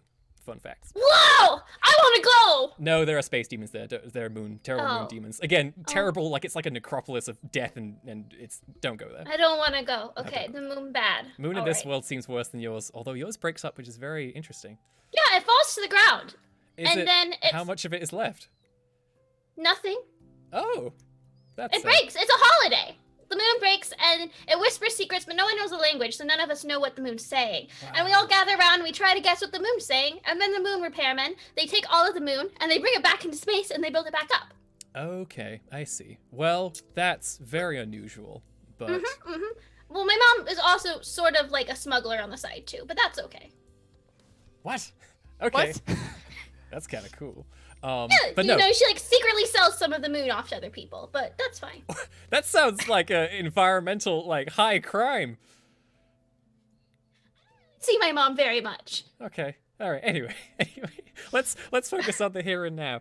So Mystery Club, you're gonna look into that more. Excellent. Glad about Yes. it. You appear to be struggling academically, which is not great. We're gonna have to find a way to help you buckle down. Otherwise, they're gonna kick you out. It's okay because, oh yeah, wait, no, I just realized lately that I can't use that as an excuse.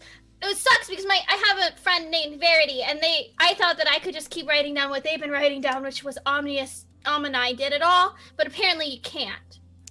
Yeah, And no, that's that's not right. That's not gonna help you at all. No, and that was gonna be my cheat code to get through all this, so Oh, no. it's kind of a problem. Yeah. Also, they're probably not doing well in class either now that I think about it. Yeah, you should tell them that that's the wrong answer to everything, and they're gonna get kicked out of school maybe.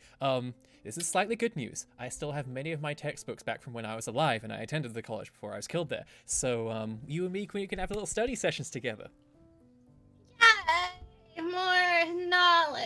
Yeah, lots of learning about how we do things here and how they're very different from whatever you're used to. It'll be great. It'll be great. Also, I have a friend Desmond who's probably gonna be it. He's really good at drawing attention. He's really smart. Like, you're really smart. He's smart too. And he's good at karate and he keeps standing out a lot. So far I think Desmond's gonna die. Like, if Yeah. I had to guess. He sounds rad. I hope he doesn't die, but yeah, good watching out there. Yeah, keep an eye on him. Maybe just try to sensitively broach the idea of he might be a target. Like, don't just straight up tell to his face that he's gonna die. That would be terrible. You know? June, did you brazenly say to this person's face that they are almost certainly gonna get murdered soon? Several times. June, no. It's okay. I was supposed to just, because if he stops doing good in school, then the problem's over. So I was just trying to tell him to stop doing good at school. I think what I'm gonna do is, because he won't stop, is try to get in a group project and then tank it. Oh, interesting. You know, there might be a solution to our problem here that is right before our noses.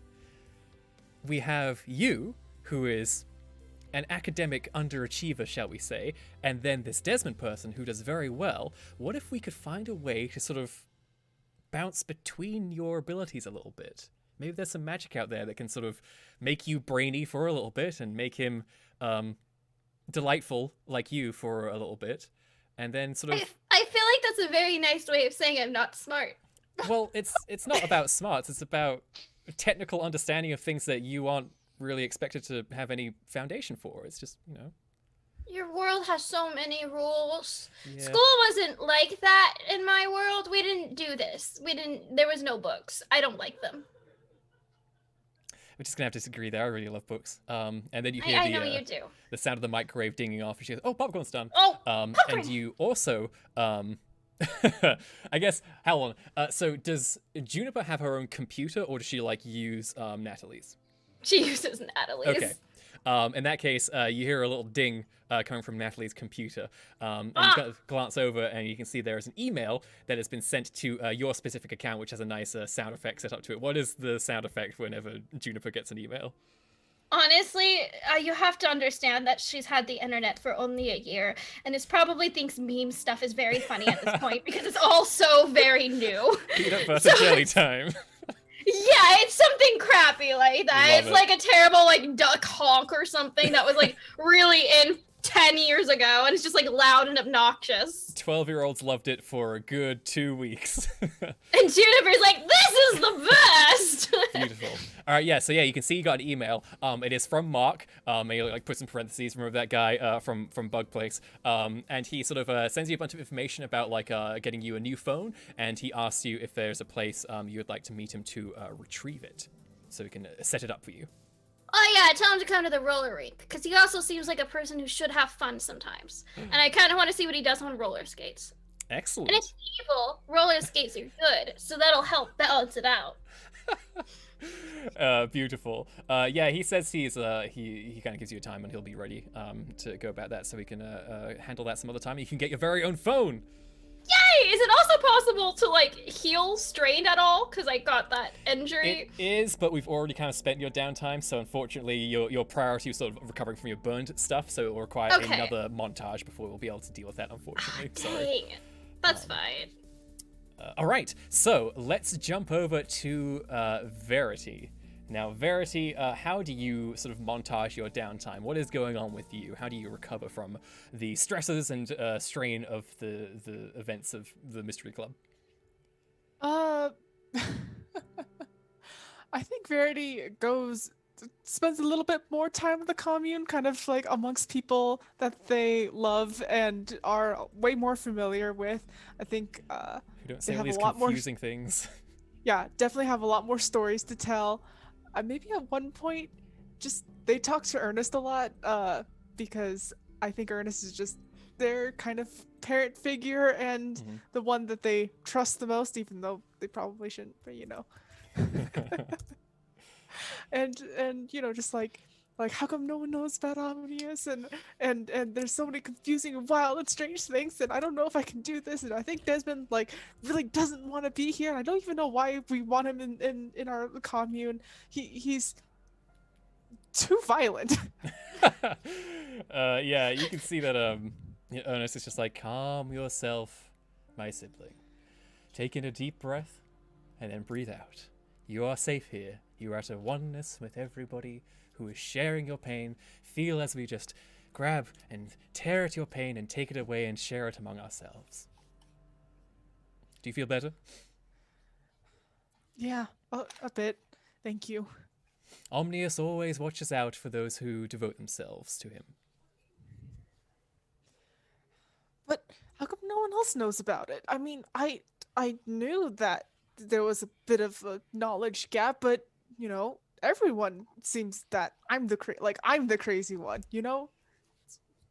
It can be a harsh, confusing, and cruel world out there, my sibling, but do not lose hope. This is but one of many trials that Omnius is laying at our feet. In your case, it is dealing with the ignorance of the grand population. You are a beacon. You are the shining light who will spread knowledge to these ignorant ones. And there will be many who will never be swayed by you, and there are many who will speak out against you and say hurtful and confusing things against you.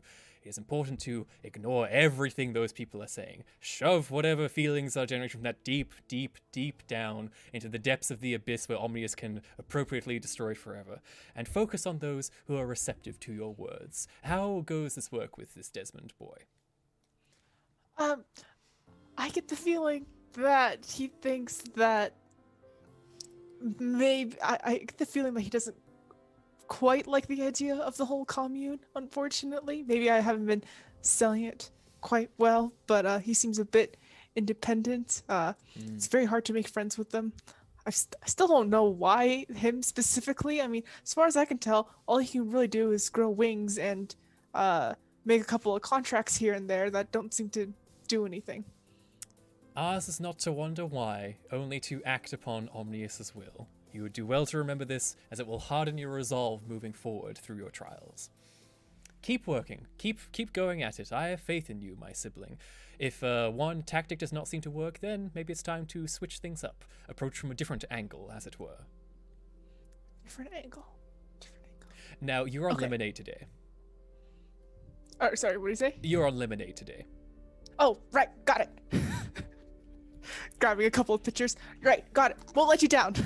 I know you weren't my sibling. Do your best to sell our grand lemonade, the gifts of Omnius. He just starts chanting to himself as you leave. Praise Omnius. Bye.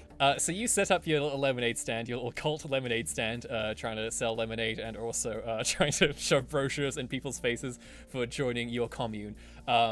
You can see that you are working at an advantage today because those damn assholes at the House of the Enlightened across the street with their big fancy cult church do not have any presence outside their doors today. So you see a good opportunity for you to soak up all the people going by. Yes, the optimum like location for lemonade. Turf wars have been fought over this spot. Excellent. Would you like to just roll convince to see how many lost souls you managed to bring into the fold today? Sure, I'll tag. Let's see, great sales pitch, I guess. Beautiful. Yes. Maybe a sense of unity with people and maybe just general emotional connections. All right. Great success. I got a Whoa! 12. Incredible. So a status doesn't really apply to the situation. So we'll say that you definitely managed to convince, with your power, I'll say 3 people. There are 3 people who come your way who you sell some lemonade to. Well, there's a lot of people you sell lemonade to. There are a few people who sort of follow through and enter the commune to see what all the hubbub is about. But you managed to convince them. What kind of things do you say to these people to get them to go inside?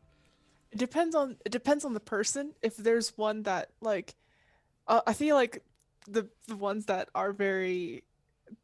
usually are lured into the commune don't really have a lot of connections to people. It's like, I know you're lonely, I know you feel lost, and Yes. and So lonely, so lost. and you know, like, and you just need a friend, but we are here to help. We are here to help, and we are such a tight-knit group that will never let you down. Oh, And above all, Omnius is always there, watching over you. I wish there was somebody watching over me, but my life is too destitute. There's nobody who looks out for me. No. You can't say that. You can't. There will always be someone watching over you. We all will love you. Come inside. Oh, glorious! Oh, wondrous! Yeah, you lead some of the people inside to let your fellow siblings go to work on convincing them to join. During all this, you notice that somebody who comes up to your lemonade line is a guy with sort of long, somewhat shaggy hair, a fairly nicely trimmed, very light beard, wearing the ostentatious, big, bright white, just devilishly, impossibly white robes of the House of the Enlightened. And he's sort of standing there with his hands in the sleeves of his robes, and he goes, "Well, look at this. Look at this. Is there no depth to which you people would stoop?" I have no idea of what you are talking about, my friend. We You are know just here exactly what I'm talking selling about. lemonade. We're Bringing just people selling into your lemonade. commune, or should I call it a commune? Disgraceful. You give good cults a bad name. Again, not a cult. You are a cult, maybe, but we are No. non-traditional. We are a non-traditional religious sect. Listen. All I'm saying is, you are taking people from their salvation, and you are exposing them to corruption and lies. Lies, I say. Dare you? You are the one that's lying to these people with your fancy margaritas and your air conditioning and automatics closing doors. They don't need all that. They just need, We know, just got a to smoothie bar feel too. loved. A lovely smoothie bar as well. Oh, that sounds nice. Oh, congratulations. It's very But nice. yeah, you're the one that's feeding them lies with like material goods. These This aren't is- lies, these are gifts. Where are Omnius's gifts? This watered down lemonade that's made from lemon dust. Dare you? I worked hard on this one.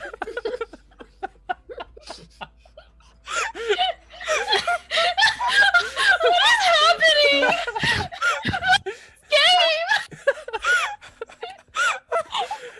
Game. He says, listen, I did not come here to fight. I merely am just concerned about you. What is your name? What is your name? Verity.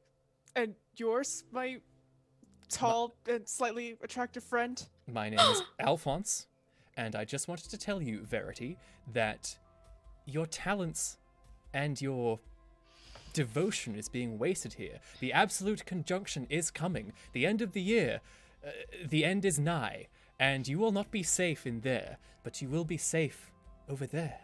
Please, reconsider your stance. Join us. We can give you the whatever you need. You do not have to be with these pretenders. You know what? I have heard about things like this. These are called tests and trials and tribulations laid out in front of me, and temptations and tests from Omnius. This is a test. I will say no. But consider this. I am still devoted. Is it still a trial and a tribulation if there was no Omnius there in the first place to lay it at your feet? Do you not believe in Omnius? See, this is where you're feeding lies to people. Consider for a moment, what if there is no Omnius? What if it was all a Of lie? course there's an Omnius.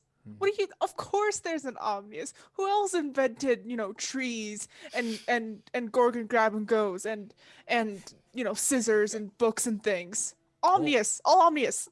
All such things came from the light of inspiration bestowed upon us from the beauty and purity of the universe. There is no Omnius. There never were any Omniuses. Of course there's an Omnius. I can prove it to you. Come on, come into the commune. I can prove it to you. Come What on, is come this? on, Some cheap ploy? I will not fall for it. I will not. come on. All right, fine. He starts telling you. Ugh, And what is that smell? oh gosh, Katie is making something again. Worry not about it, my friend. You know, our people at the House of the Enlightened don't burn the bolognese. We cook it to perfection. Well, you know what?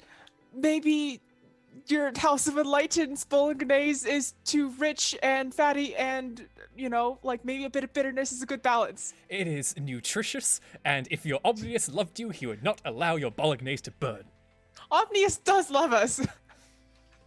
We just, So- it is our own fault. This is not Omnius's fault, okay? Omnius creates all things that is good and lovely and amazing.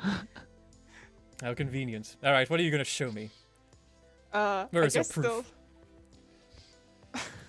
I guess they have, maybe in the main area, they have Omnius's words, and it's probably like a plaster, Well, A fresco kind of a thing? what's a fresco? Like arty goodness. stuff on the walls. Yeah, arty stuff, and it's just like tapestries. Like, here, this is the story of Omnius. And now, tell me if I'm wrong, but I'm imagining it's very sort of cobbled together. Here are the pyramids, and here are other ancient civilizations, and here is the all-seeing eye of Omnius shining above them, giving them everything, kind of a deal. Yes, very cobbled together. Some of those posters you've probably seen at the local dollar store, but no one's. Shut up. It's like when somebody has a Jesus Christ mug, and it's actually Obi-Wan Kenobi from the Star Wars movies or something, where it's look, it's Omnius. It's that's just a popular actor. I don't know. That's Sean Bean. Yes. So Alphonse kind of like looks around with a discerning eye and says, "This is not proof. This is nothing. This is nothing at all. You might as well be hanging toilet paper from the walls." Dare you? These are our holy Oh, I'm sorry. symbols. Toilet paper actually has a use. Oh! Excuse me, Ernest. We have an unbeliever. Ah! Expel the non-believer, my brethren! And very quickly, a bunch of commune people appear in an instant. And they surround Alphonse. He's like, ah, where did you all come from? Team 6. And he says, you cannot silence me. I will keep preaching the good word of the house of the enlightened. We will have you all. Your souls have been Shun lost the to unbeliever. omniscience." Shun the unbeliever. This is a chant of shun the non-believer. And you throw Alphonse out. He lands in a puddle and it like gets his pristine white robe slightly stained. He's like, no, my purity. And as he's thrown out, as like there's a bunch of commune people just chanting at him, there's like some lady there walking her dog who's just watching the entire exchange, just like, oh, I hate this town so much. And she just like goes across the street. Oh boy. Yep. I guess. Yeah. Verity uses that to chill. Like that's Wonderful. Alphonse's parting words are, you might want this to be a war, Verity, but I only want your salvation. I want salvation for you too, because that salvation is a sham, and you know it. Then we can both agree we really are eager for both of us to be saved. What is this dynamic? I don't know. Are they friends? Are they not friends? I don't know. Incredible. Do I ship it? I don't know. All right. Chip it! So, You ship it? Okay. with that, Verity, what montage move were you taking for your downtime? If we can convert that into a mechanic, anyway. Well, what is that? Oh no. Because I don't think you have any statuses right now, do you? So you don't usually pull from that. Let's see. I have frazzled. Oh, you do have a status. Never mind. Sorry, I put it on the tracking card because I didn't know what the status is, but Oh no, that's exactly where you should put it. I did it. So I guess I can lower that. Sure, sounds good. All right, so to lower your frazzlement, let's have a look. See here what it says I need to do. Can state. Sorry. Reduce some of your statuses by 1 for each relevant tag you have. No, we'll just say that like at this point you are no longer frazzled. You've gone expelling the heretic has really strengthened your resolve, so your frazzledness is gone. And after standing up, you feel good. You feel like you passed Omnius's tests. You will not be swayed from the path. Great. Awesome. I love That is Verity. cute. I love Verity. I love your character. Alphonse is the best. So Juniper, you are as you go to retrieve your phone from Mark at the roller rink that you work at, you actually bump into Lila in the hall. And she kind of like No. she seems pretty chill. And she's just like, hey, what's up? Where you going? How does she look magically? Because I can see magic, and I know that she has this kind of like weird magic-y drippy thing, and sometimes it's a lot, and sometimes it's a little, and I try to make it less. How Why is it don't looking at you the moment? Go ahead and roll investigate, and we will see what you determine. Okay. I don't have to apply strain because I'm not doing anything active, right? I don't think strain applies to this particular instance. No. Okay, we'll just do magically attuned Very appropriate. and survival instinct, maybe? I'm gonna say no for now. Okay, we'll just put that one in because I don't think anything else really applies to. Hey, is my friend possessed? Oh wait, what about the mystery club stuff? I haven't. Oh, I'm yes. part of the club now. You are part of the club now. Let's have a look. See at Mystery Club. Da-dum. Please roll up sheet. Please stop glitching. One of the power tags Oh. for that is research and investigation, which seems appropriate for the situation. However, if you do Lovely. that, I'm going to trigger the weakness tag amateur hour because you are amateur sleuths and still new to this. That sounds fun. Let's do both. So it's just a +2 -1. Jeez, I wish I could scroll up. And I believe It's- that means, since I invoked a weakness on a crew theme, that might mean something, but I don't remember right now, so I'll just leave it at the moment. My sheet's kind of glitching. I'm sorry. Oh, sorry. Do you want me to try and click it and see if it works? Yeah, it just sometimes it decides that I really want to see the dictionary, and it just keeps popping up every time I try to move. But I really don't want to see the dictionary. The dictionary? Yeah, it's just the Mac. I don't know how to use it. Oh, Okay, I got it okay. up to the top. Okay, so plus 2 minus 1. Let's see if I can figure out what's wrong with my friend, or if I will die. Yeah. All right, so that is a mild success. You get clues equal to power. Your power is 1. So you can spend your clues 1-to-1 to ask me a question, and I must answer a straight answer or give you a solid lead. How drippy does she look? And I'm looking at the magic at her So right now. remind me, what exactly is the drippiness? What is how does that manifest? So I guess what I was kind of thinking of how it looked is because there's another thing there that like her power is coming from. Sometimes it just kind of looks like there's something dripping off of her, and like depending on how big it is or how bad it is, Okay. there's a lot of drippies to a little drippies. So is it like an indication of like how much she's struggling with her stuff, or is it kind of based on her magic, or what? I think that it's just kind of general Lila shit. Is Cool. kind of how I'm seeing it. Okay, Sometimes it flares up when she's uber emotional, and there's just a lot of drippies, and it's very big. Sometimes it's the other thing doing weird things, and there's just a lot of drippies from Right. that. It's just So you can see that sort of the strange sort of ichor dripping from her as you sort of take a moment to examine her. It is very subdued at the moment, very calm, very collected, a bit outside the norm of what you're used to with Lila, because she is somebody who definitely suffers from anxiety quite a lot. So you've definitely seen her in various states of and just sort of dealing with the stress of school and the stress of her condition and everything. But right now she seems chill. She did just kind of like leave her house and, you know, maybe had a nice conversation with her mother or something, so it doesn't necessarily strike you as too suspicious. It's maybe a bit nice just to see that she's calming down, relaxed a little bit from now. hey, you look like you're in a good mood. What's up? I'm just really appreciating life, I guess, after that near-death experience we maybe had. Yeah. That wasn't that near deathy. That was just like mild endangerment. Yeah. So what's up? What do you got plans today? Where are you going? Oh yeah, I'm heading to the roller rink if you want to come. That sounds really fun. Yes. Right? Let's go. Let's invite everybody. Let's make a day of it. Let's totally make a day of it. That sounds great. You are opening up to having fun, and I am so here for it. You got me. You got me. You've charmed me with your ways. Yeah, come on. We can take my car. Sure. Let's go be irresponsible and have fun for once. Jesus Christ, school sucks.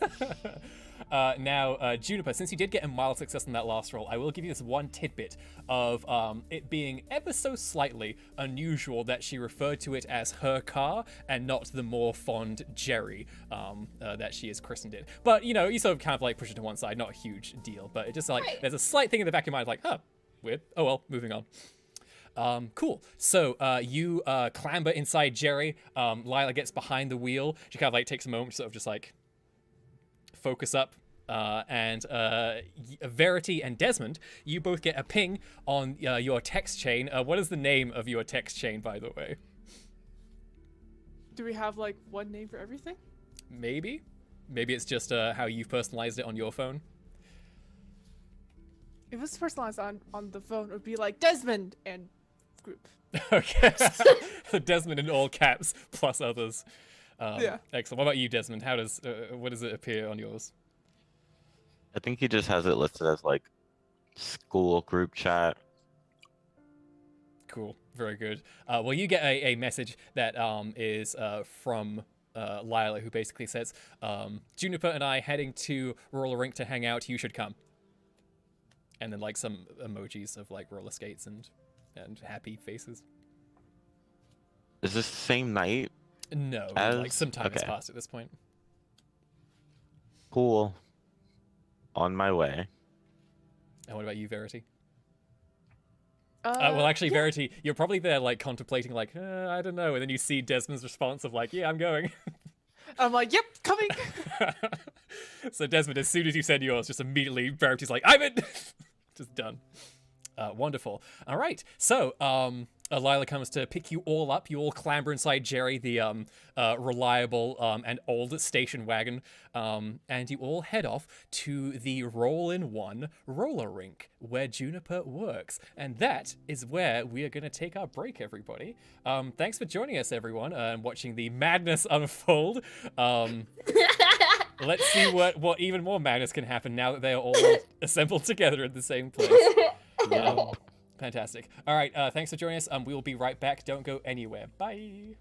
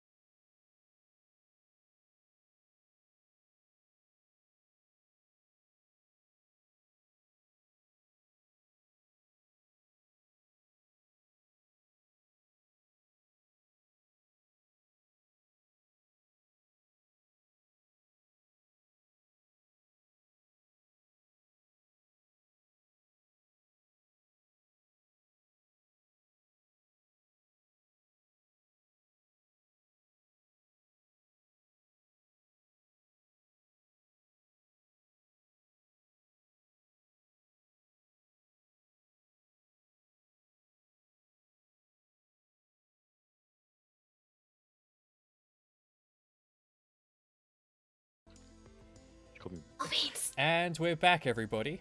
To Is This an Education?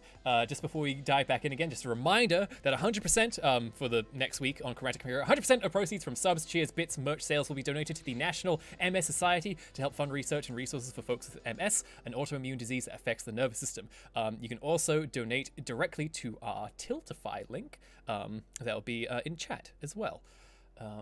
Now, back to Golden Acres. The students are currently packed into Lila's station wagon, her car that she affectionately calls Jerry, and they're heading towards the Roll-in-One roller skating rink plus bowling alley plus laser tag on Saturdays kind of place. Who of you have been to this place before? So this is new for both Verity and Desmond, is that correct? Yeah, I mean, he has been roller skating before, but he's not exactly from here, and he only came here for like college things, and yeah, roller skating and Test one, bowling two. isn't just like his Test one, thing. two. Cool. I wonder if Verity's been here a few times but got kicked out because they're just like, you can't hand out your pamphlets here, buddy. No religious soliciting, please. Pretty much. It's super fun. It's super colorful. There's always lights. There's always music. Honestly, working here is a blast because you mostly just end up playing around and showing off cool roller skate tricks. It's honestly for the best. There's so much dancing, so much fun. The food's kind of gross, but hey, no one's here for the food. And yeah, it is all those things. You enter into the Roll-in-One roller rink plus extra things and see the bright lights of spotlights kind of like dancing around. You can see that there's the massive rink setup that a lot of people are rolling in right now. Well, I say a lot of people. There's probably only a handful of people there right now. This place has been struggling a little bit recently, a fact that you are aware of, Juniper. But yeah, Juniper, I assume that you go off immediately to go and find Mark. Is that correct? Yeah, I gotta find maybe Evil Mark. Did you want to take the squad with you, or did you want to kind of like set them up on like mini golf or something before? Yeah, I want him to spend money here. Okay, where do you lead them to in this place? Yeah, I guess I immediately like, hey, the arcade's actually our biggest money seller, so I'm gonna be like, first, before we even get to roller skating, everyone should play the arcade games. They're super fun, they're super cool, it's just kind of like something everyone should do, right? So here you go over here, you just put the tokens in here, that's how you pay for it. I'll come check out with you guys after you play. I recommend that one in the corner. See that one? Yeah, that one's the most fun game of all. It's super cool, and it's also violent. I like the color violet. All right, check in with you guys in a second. I gotta go meet maybe Evil Mark. And like a flash of lightning, Juniper is suddenly gone, leaving Desmond, Verity, and Lila in this bright and loud arcade. What do you all do here? I guess, I mean, she suggested that one over there, the violet one, apparently. Yes. So I'm gonna go play the violet one. You Wait, no, this is like a coin situation, right? Do I have to get coins? Yeah, you need tokens. I'll go get coins. Spend Okay. money. You grab some coins, grab some tokens, and make your way over to this game. You can see that it is one of those games that has like a peripheral that comes along with it. In this case, it is like a big freaking crossbow kind of deal that you can take out and kind of shoot at the screen. The game is called Phantasia Chronicles. And it is up for 2 players. So Verity, if you would like to join in, you and Desmond can play. Absolutely. Yeah, Well, definitely. I went there.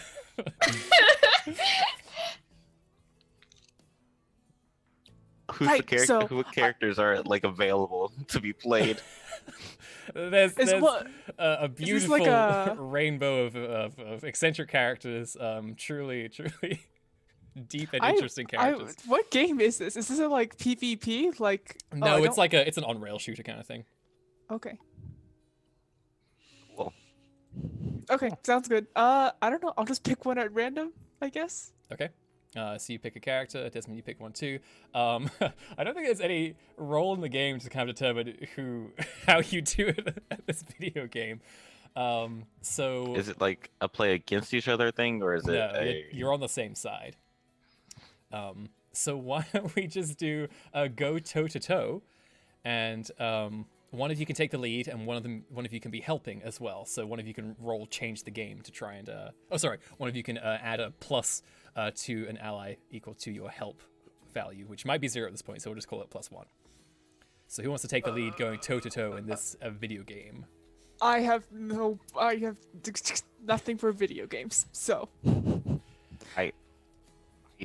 I mean, I can help. dodging kind Dodging. of. Yeah, there's one of those time crisis pedals where you can like duck undercover. So sure, we'll say that's a thing.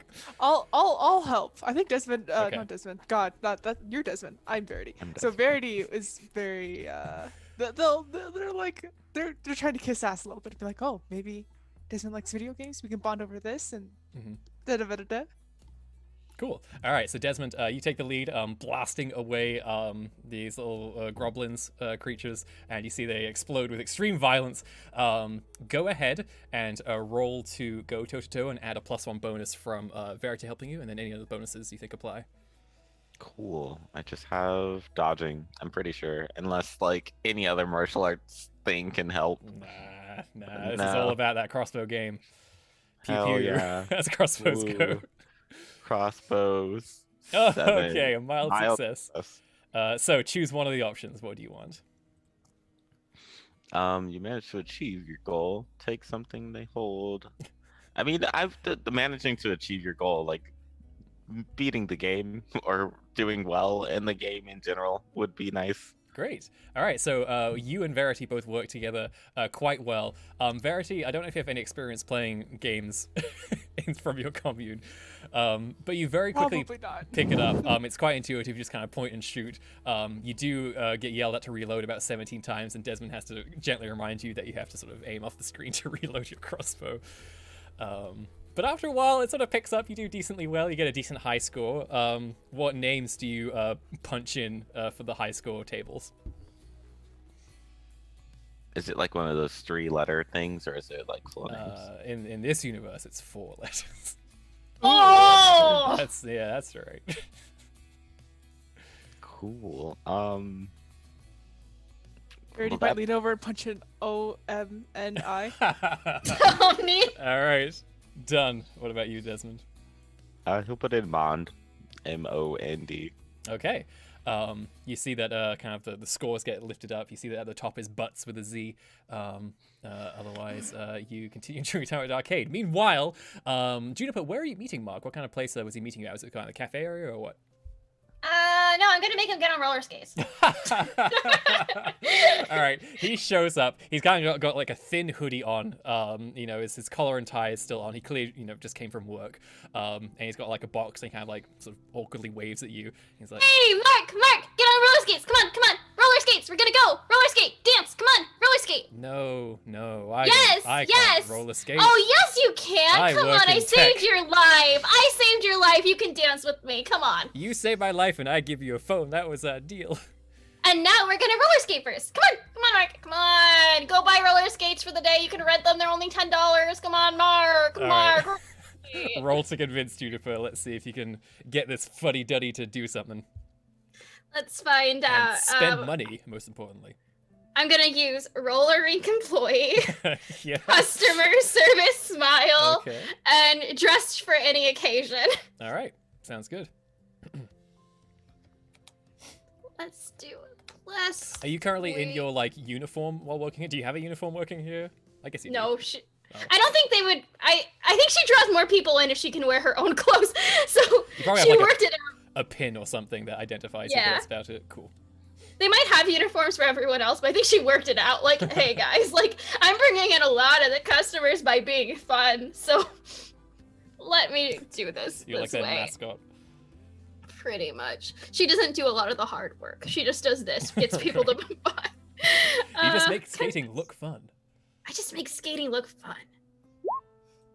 All I got a great success. Nice. Thank you. Yes. All right. So Mark kind of looks at you for a second, just like, I don't know. Oh, okay, fine.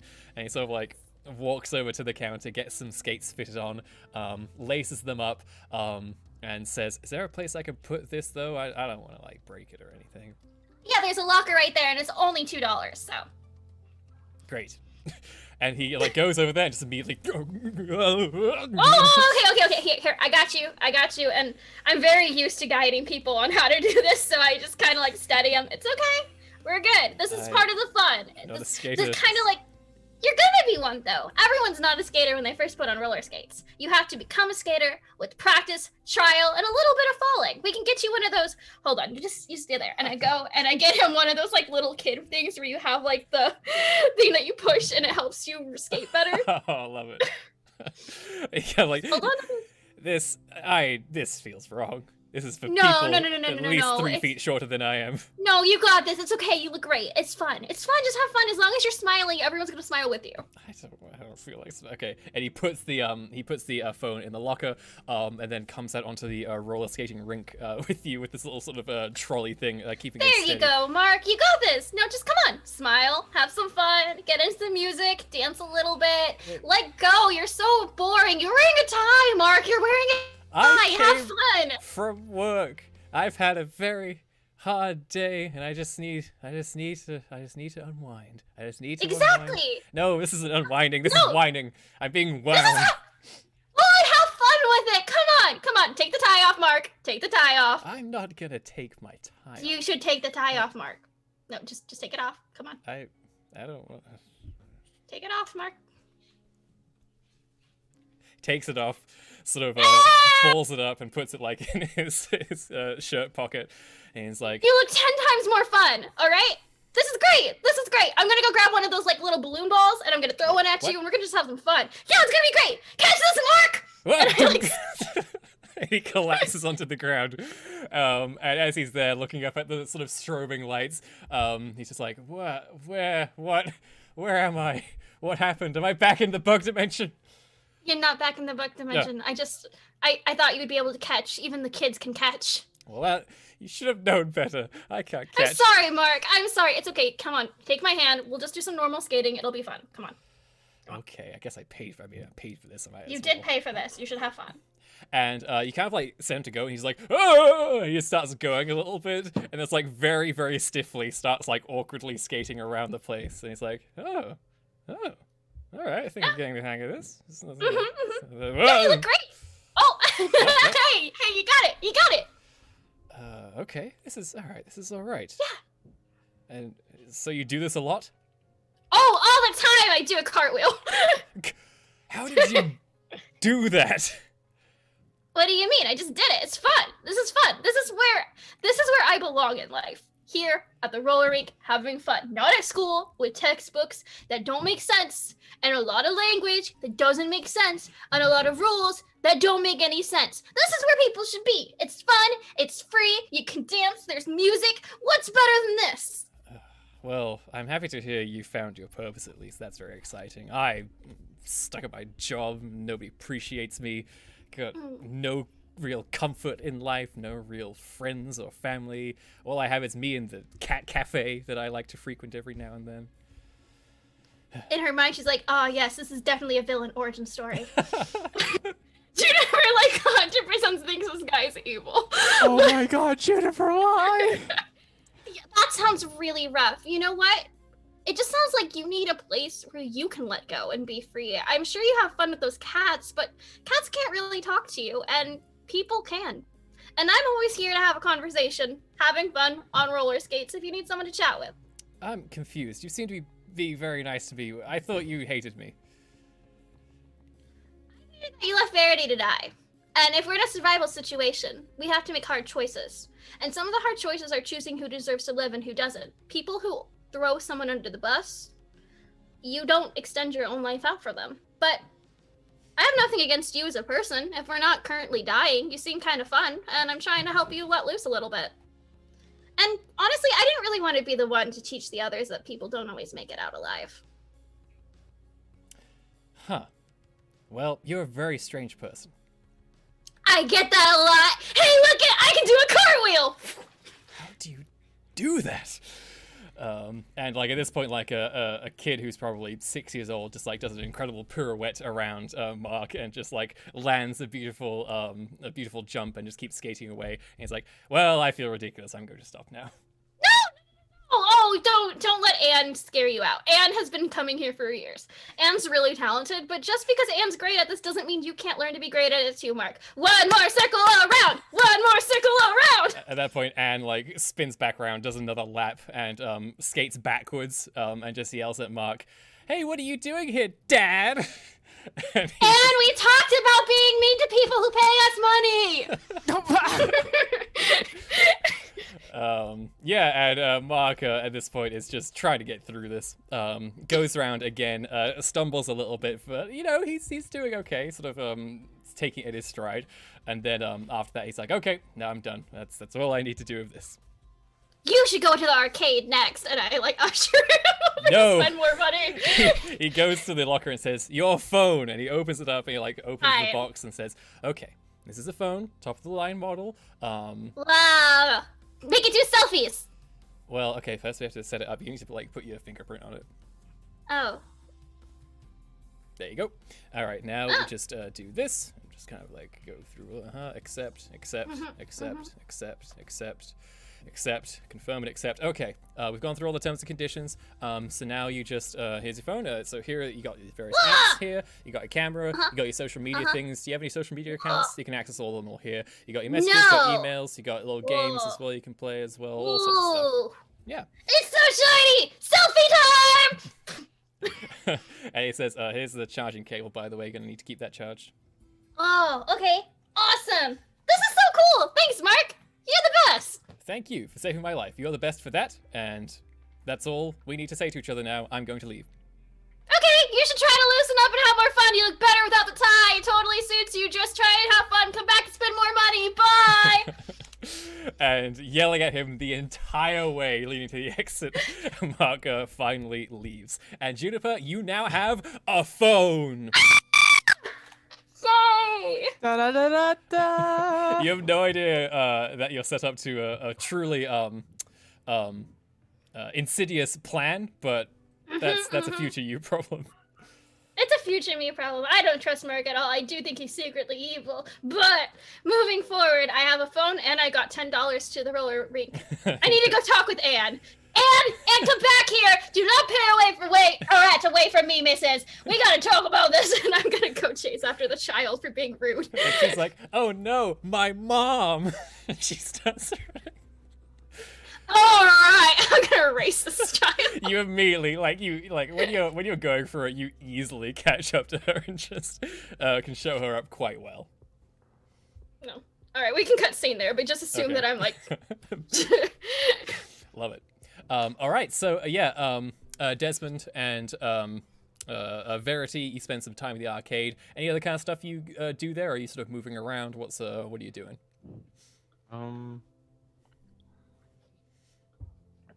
I guess I try skating again. I probably haven't done it since I was a kid, Whoa. and you know it's fun. It's nice to be on wheels. You see that Lila is there, and she's won like this big plush sheep from something. And when she sees that you're going over to skate, she's like, "Oh, that sounds fun," and joins along with you. Now, Verity, do you also join the skating party? I think they'll just walk around with people on the edges. I don't know how roller skating rinks work, but like, can you just walk around and not have to skate? Yes? I think you could be like on the outside of the wall, yeah, but Yeah. Juniper would 100% attempt to get you to buy skates, though. Like, she would not let you just leave without skating. Well, see, it's okay. I don't really know how, and it seems a little This is the dangerous. gift of Omnius. Omnius creates fun and light and joy. You talk about it all the time. This is fun and light and joy. Are you really not going to experience one of Omni's gifts?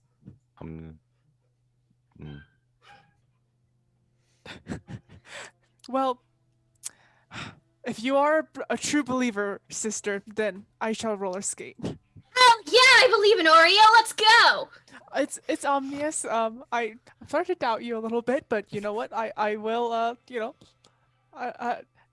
this new members make slip-ups all the time. It's fine. It's fine. Exactly. Let's go get you roller skates. And I will push her to the roller skates. Push Okay. them to the roller skates. Push, push. So Verity, are you just signing up for like the one-time go-around, or are you going to purchase some skates for yourself? One-time go-around. All right. So all of you get suited up and enter the roller rink.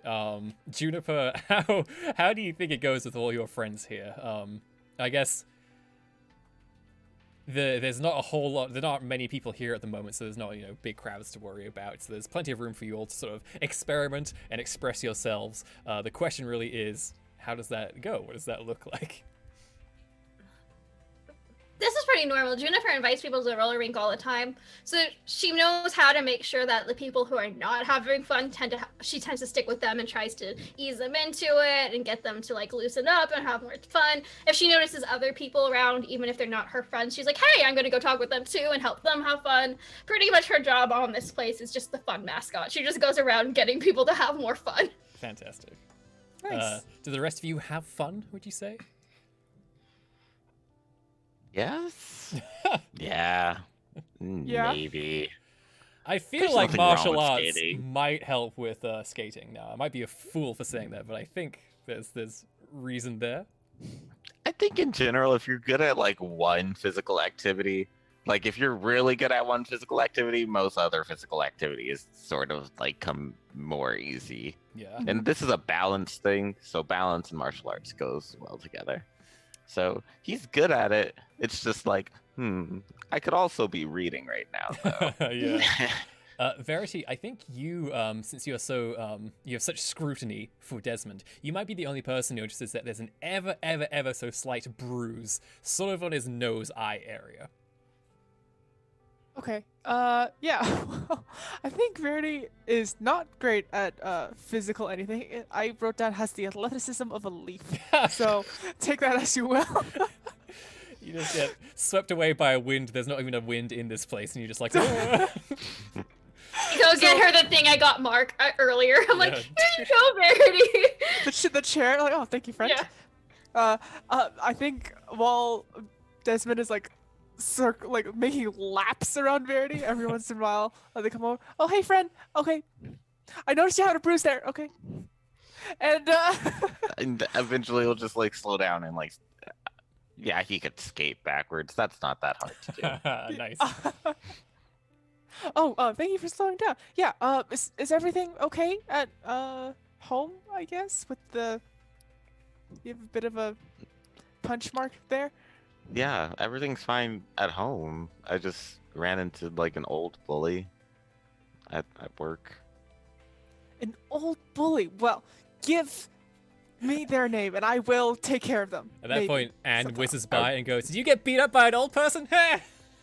We talked about this. Stop antagonizing the customers, No. or I won't let you play the next game. Yeah, Anne's basically got it down. I got a little bit beat up.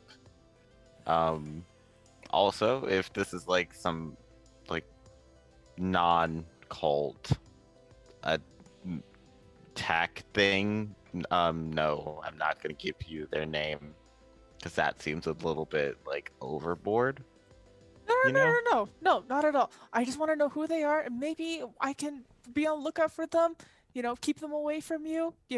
Because we're friends and all that. But you're not gonna like attack them or like murder them or anything. No, like that. heavens no. Omnius is all about love and acceptance and living together in unity and harmony, except for those bastards across the street at the House of Enlightenment. We hate those people. But everyone else, yes, love and unity, peace and everything.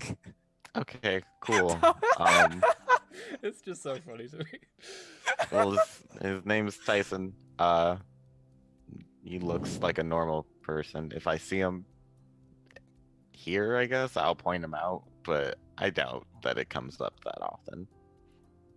Understood. Don't worry about anything, Desmond. Your buddy Verity will take care of everything and make sure you are safe and know how to deal with this terrible, terrible Tyson person. Cool. Thank you. Now, Appreciate Verity, that, Verity. at a place like this, it is a place of fun and amusement. probably for you, it is quite enjoyable because there's a lot of bonds here that are very much sort of caught in that flow that is very pleasing to you, of just like those moments of like really enjoying themselves, both at like There's the probably a lot games of and cute everything. ones of like, there's like a couple skating by and like Yeah. those are really cute, and there's like a small child with like their parents learning to skate, and it's like a cute, like nice little memory. So yeah, very harmonious. Some teens at the bowling alley who seem to really have a tight knit group that they're in. They're off on their own Yeah. magical adventures. Pretty much, yeah. So yeah, Verity's having a pretty fun time. It's like, you know what, this is a great place. Now, Juniper, as you are finished dealing with that little stinker Anne, you suddenly hear, "Hey, lady," from behind, and you see that somebody is like leaning over the wall towards you, and it is a boy, and you recognize this boy. His name is Terrence, and he says, "You said you'd help me with my homework with your special magic powers."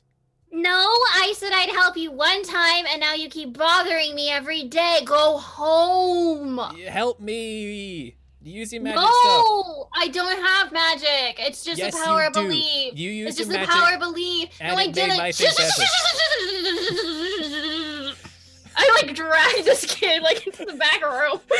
It's definitely like the floor supervisor just like, did Juniper just drag a child? But you're too quick.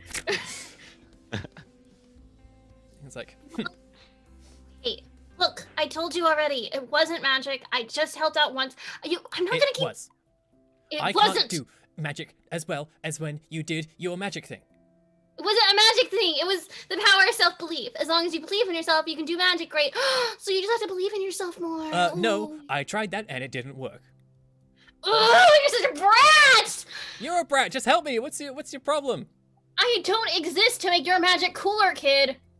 I don't really understand why I should care about that. I don't see that exactly. Why should I care about you and your magic? Why? I shouldn't. Because you helped me already and I just need some more help. Why are you being such a butt about it? Because it's not my responsibility to make you cool. My responsibility is to go over there and have fun, and you're getting in the way of it. I don't need your help to be cool. I just need your help to be better at magic. Yeah, because you're not good at it on your own. So, Hey. stop sucking. The curriculum is really hard at school. All right, okay? No, the curriculum's really hard. It's really funny. this is literally Juniper's exact problem. That's so funny. It's like, I love how mature Juniper is being. Just amazing. yeah, well, if you don't help me, I'm gonna get my sister, and she's gonna. What's she gonna do? What's your sister gonna do? She's I gonna don't know. come tell me. She's a big meanie, and she's gonna be mean. Oh, so you're gonna send your sister to be mean to me because I won't waste my time to make you better at magic. Do If you you would have understand? just helped me, you wouldn't have to waste time. You're the one who's drawing this out by arguing.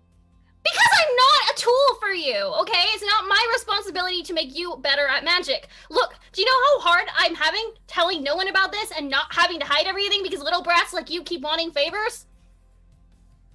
I did tell my friends about it, yes. Yes! but- Yes, and now there's kids every day who come up to me and they're like, Dude, make my magic big, make my magic big. I'm doing things. I have a life. Tyson, Tyrone, whatever your name is, Tyler. It's Terrence. Okay. Terrence. And also, listen. Mhm. If they're all a problem, I can call them off if you help me, lady. This is blackmail, Tyler. It's Terrence. I'm gonna tell your mom that you're blackmailing people. What if I do that? You don't know who my mom is. Yes, I do. No, you don't. Yes, I do. Who is she? I don't know anyone's names if you haven't realized that. But I know what your mom looks like because she's the one who buys your roller skates. You think I waste my time roller skating? I'm into rollerblading like a cool person. Oh my god. Oh, smack. You are so frustrating. You are the most obnoxious little kid. You're worse than Anne. Then just give me what I want. It works all the Fine. time with my parents. No! What? You're a terrible child. You're a terrible person. I'm not giving you what you want. No, you were just about to. Come on, please. Oh my gosh, fine. Once.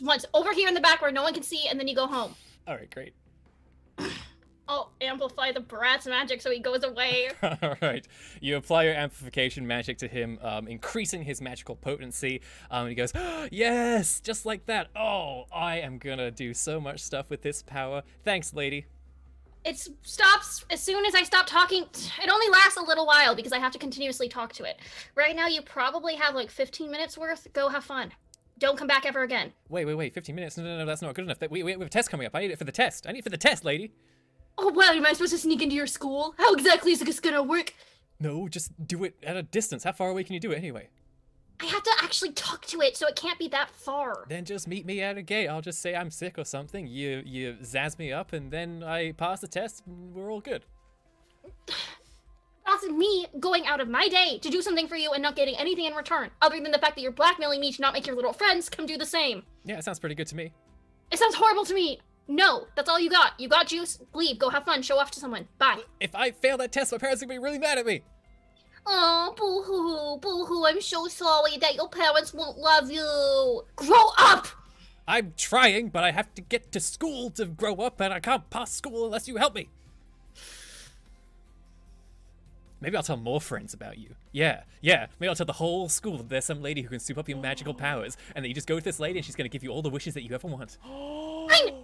I'll come outside and help you cheat. Glad you saw it my way. Great. I'm gonna go throw some ice blocks at people now. You have ice powers? I don't even know what your powers are. I have a bunch of different things. What do you care, lady? Well, now I'm curious. What can you do? What do you even do? What am I even helping you with?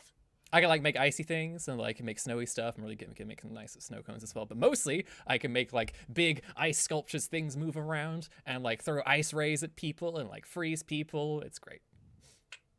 Cool. Hey, actually, someday I might need you to kill something. So, you know what? This might be a working partnership. And I shake your hand. What? I mean, if the money's good, and he goes to shake your hand. All right, bye, Brat. Good. How old is this child? He's about 9. What the fuck? Kid, It's a weird world. Are you making like a little? He I don't plays know. Grand Sure you're Theft not- Auto. Oh no. His Um, poor childhood mind. I'm being blackmailed by a 9-year-old. Yeah. Oh. Why are we on the outside? Anyway, with that, Terrence, satisfied with what you've given him, leaves and does not bother you anymore for the rest of the day. June comes out looking miserable. You both notice that June is not her usual peppy, high-spirited self. And if anything, Verity, you could notice that a new bond is being formed between her and that child that just left, and it's a very goopy, unpleasant bond. I think they have never seen blackmail before, so they're just like, so. That you know of, at least, yeah. Yeah, so it's like, so, what's the nature of you and that kid? Is everything okay? He's my nemesis. It looks like a 9-year-old. And that's how he gets you. Because he's super cute and adorable and he can cry fake tears. And he was like, oh, June, I'm so sad that I'm struggling with my homework. And I was like, oh, you're having a hard time? Just believe in yourself. Look. And then he was like, ah, now I'm dealing with a 9-year-old every day. And all his little friends, they come running and bother me. So, I hate- can you not talk to their parents and tell them that you just gave a bit of tutoring help, but you need to be paid for it or don't have time? I don't know. I really can't let other people know more about whatever that was. It's just... Sorry. Well, there's nothing wrong with tutoring. I think it's quite noble that you like to help people. I know, there's nothing wrong with tutoring. Tutoring is super legal and super allowed. Yep. Anyways, Verity, hey, let's go roller skate some more. Woo! And I like push them. Oh no, not it! Yay! Oh god. Excellent. All right, so the 4 of you spend the rest of the day here at the roller rink, having a very nice time. Probably this is the first time you've all hung out properly since meeting with each other. So probably a nice little moment to sort of really bond with each other, get to know each other a little bit more, spend the day, bowling some frames, doing some mini golf, going to the arcade. Juniper, you're happy that all your friends are spending a lot of money by exploring the entirety of this place that you work at. So yeah, all in all, a very good day. Unless there's anything else that any of you do at this place, we can move on. I'm gonna get their numbers now that I have a phone. First numbers. Excellent. Yeah. What do Verity! you... Desmond! Yes? I have a phone! Congratulations. Did something happen with your old Whoa. one? No, I never had one before in my whole life. Now here, give me number. Lila Oh. turns to both you, to Desmond and Verity, and says, "We need to get her a phone case as soon as possible." Ah! Phone! Oh yeah, totally. Mulch. I go get some mulch from outside, and I form a case with plant magic. What? Oh! Whoa. That's incredible. That's awesome. Go ahead and change the game. Let's see how well this goes. Can do. What a good carbon footprint on this, what is Right? normally a heavy industrial plastic. When was I supposed to help Terrence cheat? Did he give me a day?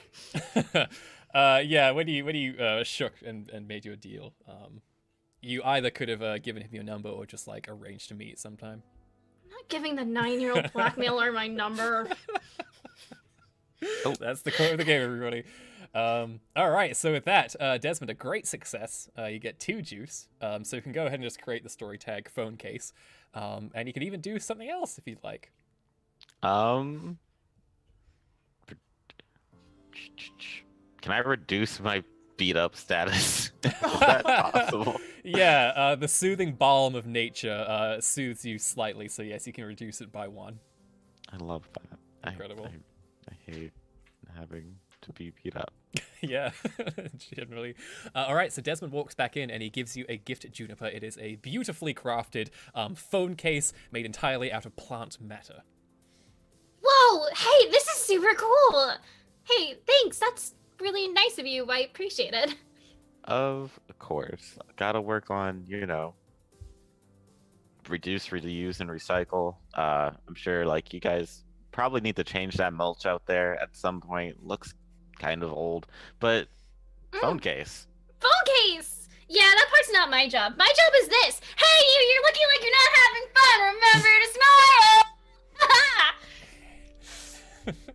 Just a uncomfortable looking person giving a forced smile. Yeah. Customer Yeah. service. Anyway, numbers. Lila, Verity, Desi, numbers. Desi. Desi. Cool. I dig it. 7. You don't have to. Oh my gosh, I love the idea that Desmond just says 1 digit at a time. That's so funny. Beautiful. Yeah, you get everybody's phone numbers. Do you put them in a special text chain? Do you name it anything? June, do you even know how to do that yet? I don't know how to do Okay. that. Mark just is like, here's the phone, and I was just like, show me how to do selfies, and then he left. All right, perfect. Excellent. All right, so with that, you all are in perfect communication with each other, which is the first for any RPG all of us have ever been in. Very exciting times. Okay, so from here, let's go to the academic side of things. Let's go back to GASP, the Golden Acres Spellcrafting Polytechnic. Desmond, what kind of Yes. classes have you been taking during your first weeks here? What kind of things have you experienced? What is kind of your favorite, least favorite thing so far? We've been taking creative writing, magical applications of life, and probably like botany and biology. And those would be like his main classes, other than like the general courses that everyone has to take. Sounds great. Yeah, do you think your main focus at this point is more trying to get a hold of your magic, or is it straight focusing into plant-based magical things? Probably more so plant-based magical things, and he wanted to take like another like dimensional class because a lot of his magic comes from like just in general another dimension and faith and fairy like things, but that's also like a more secretive part of his family's magic. So he's focusing on plant magic, and every now and again in conversations, he'll try and like steer it towards, hey, like natural magic has a lot to do with like fairies, right? Like what's up with fairies and they're part of this, but he doesn't try and make it too obvious. Cool. Yeah, you find yourself in a track that has a lot of what in this world is known as ecomancers, which is effectively modern druids, who are people who are magically attuned to nature, who are able to help restore some of the climate or otherwise help it from bad things. So you find yourself with a lot of environmentally minded people for the most part, classes go pretty well. I imagine that Desmond's pretty studious, is that right? Yeah, he definitely is. Great. He studies a lot, Fantastic. unless he already knows the course, and then he just, he doesn't Yes. need to. You and do then have he a just year does of it. school under your belt already. Cool, sounds good. So what is your least favorite thing about this college so far? Is it maybe a person you've met, an experience you've had, a thing you've witnessed? What makes this a bad college in Desmond's mind? The lack of facilities, like the library here, is just so So bad. bad. And everything's so lacking compared to Altus. But I mean, still, it's the people seem decent. That one older lady who's trying to get her license again, she seems like a cool person. If you're like not talking to her too much, like if you get too far in the conversation, maybe you want to like steer back. But surface level, she's pretty cool. Like her, The Beautiful. maybe murderer? the maybe murderer. Only a maybe. Like you're So both far, you're both having lunch at that moment, and like another student leans over and goes, "Did you just say the baby murderer?" No, maybe. Oh, sorry, I thought I heard something else. Sorry, continue, didn't mean to Yeah. interrupt. Okay, yeah, no worries. Yeah, I get it. Like, a baby murderer would be absurd. Right, yeah. Ugh.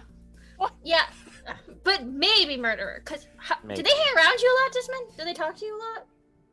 I mean, not particularly. She just in passing, Also, stop getting A's!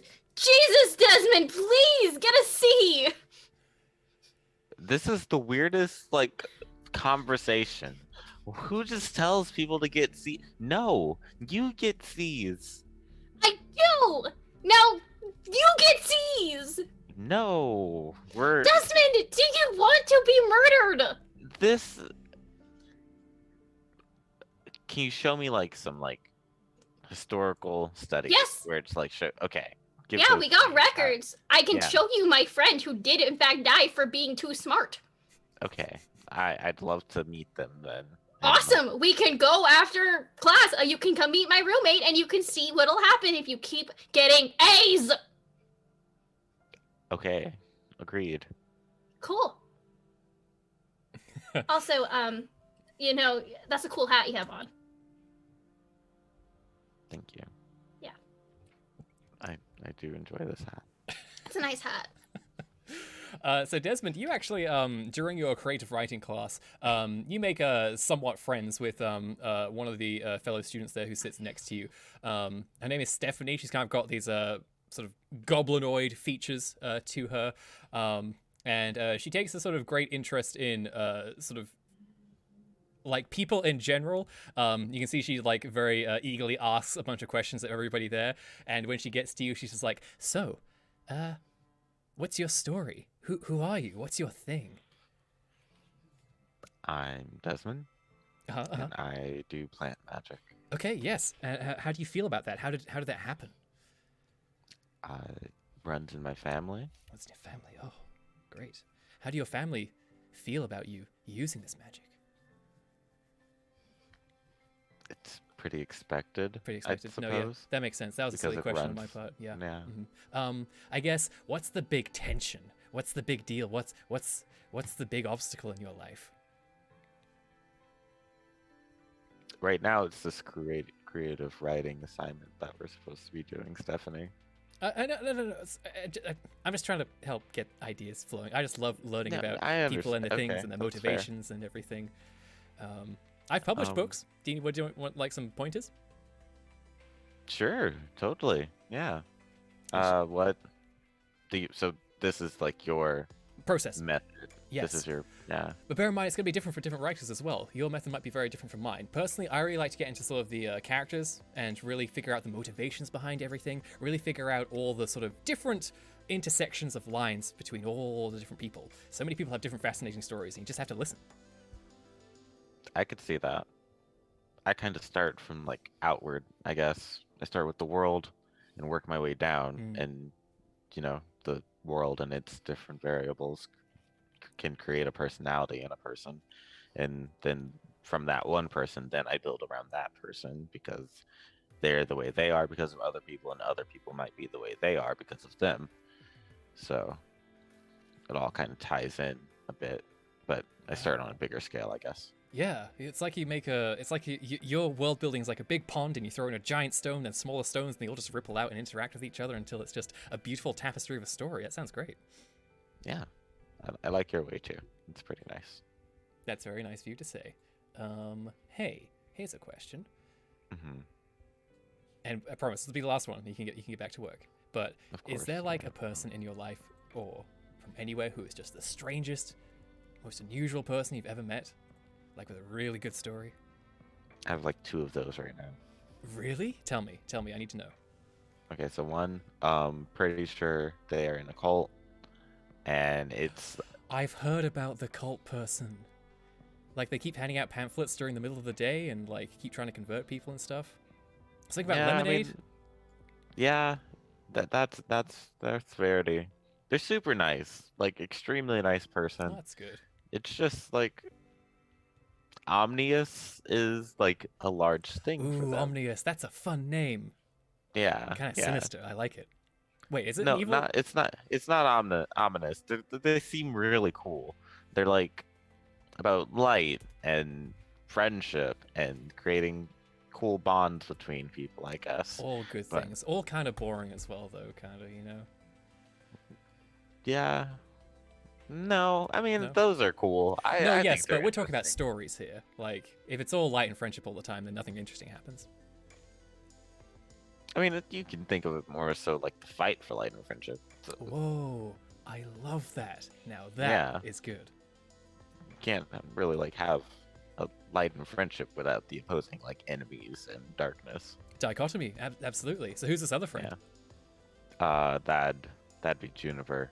She's just real a lot. She's cool and all. I've heard. Yeah. There are people saying things about her, and they are not the kindest things I've heard. Aw. Like what? That she's loud and disruptive, and that she's not even here to learn magic, and that she's kind of just doing it for herself and sort of pulling everybody down with her. I mean, this is just things I've heard. This is nothing I've really. I mean, she's. I don't know if it's she's- my place to say like her whole story because her thing's weird. Oh, But you can totally talk to her. I'd love She's to. If not- you'd love to introduce us. I mean, I think she sounds really fascinating. I'd love to hear her side of things. I've only heard it from other people, and that's reliable narrator, all that. She's decently open about it. I mean, she might not be at first, and then like she's like just full and super open about it, so it'll be fine. Nice. You're not like actually. Uh-oh. Ruh-roh. You okay there, Desmond? No, you're fine. You're fine. I'm fine. She has like a lot of theories, and sometimes they get to me. But you're cool. You're not like gonna try and like murder me or anything, right? What? Wait, hold on. She thinks I'm a murderer? She thinks that I'm going to be murdered. But What? And you're friends with this person?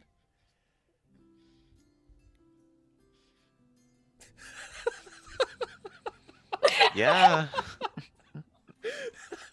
That was a very long pause there, Desmond. I like to think about my answers before I give them. That's so wise of you. Well, I'll let you get back to work. This has been very interesting. Thank you for indulging me. I'm going to ask questions of this person now. She quickly goes to bother somebody else. Right. Cool. He goes back to writing. All right. So Juniper, at school, for the next week or so, what do you kind of do?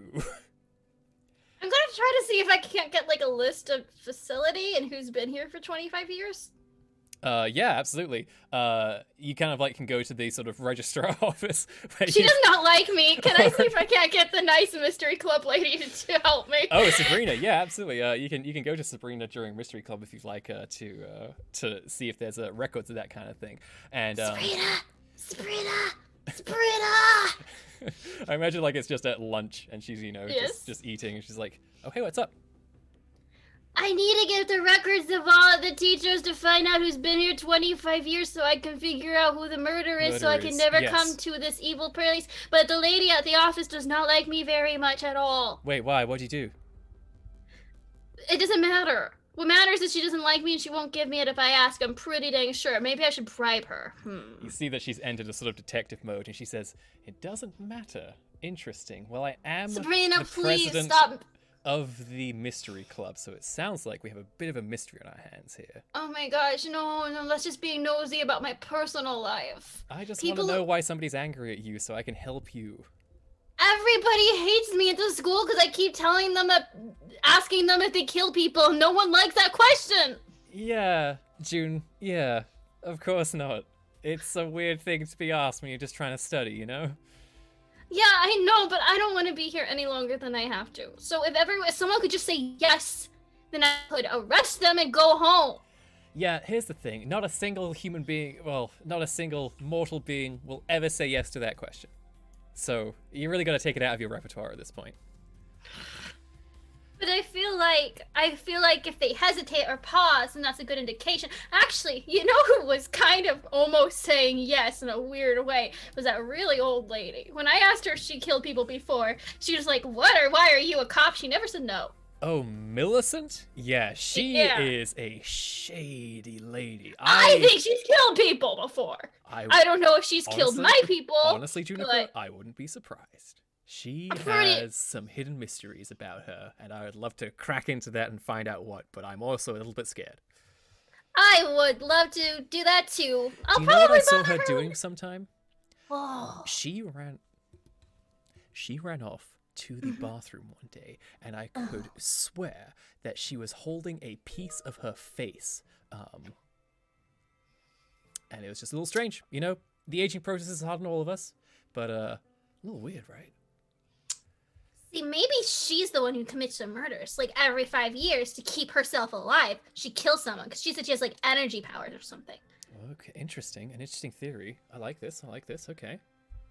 And maybe, how long has she been at the school? She's been at the school 25 years. We need the records. You gotta go get the records. Been here longer than I have. So I don't have access to those records. I don't know if they're publicly available, but I can try and get them via the registrar for you if you would like. Please, she hates me so much. I know if I walk in that room, she will shut the door on my face. Just ask for me. Thank you, love you. You're the best. Have fun solving murders. I'm gonna go over here now. And bye. Later. So do you talk to Millicent, or are you gonna keep that? No, I'm gonna go bother the scary old lady. Do you take backup with you? Do you fear for your life at all?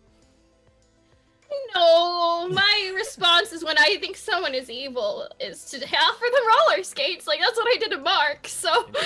All right. Okay. So you go to the old lady. She is very much sort of alone in the corner of sort of the cafeteria at the moment.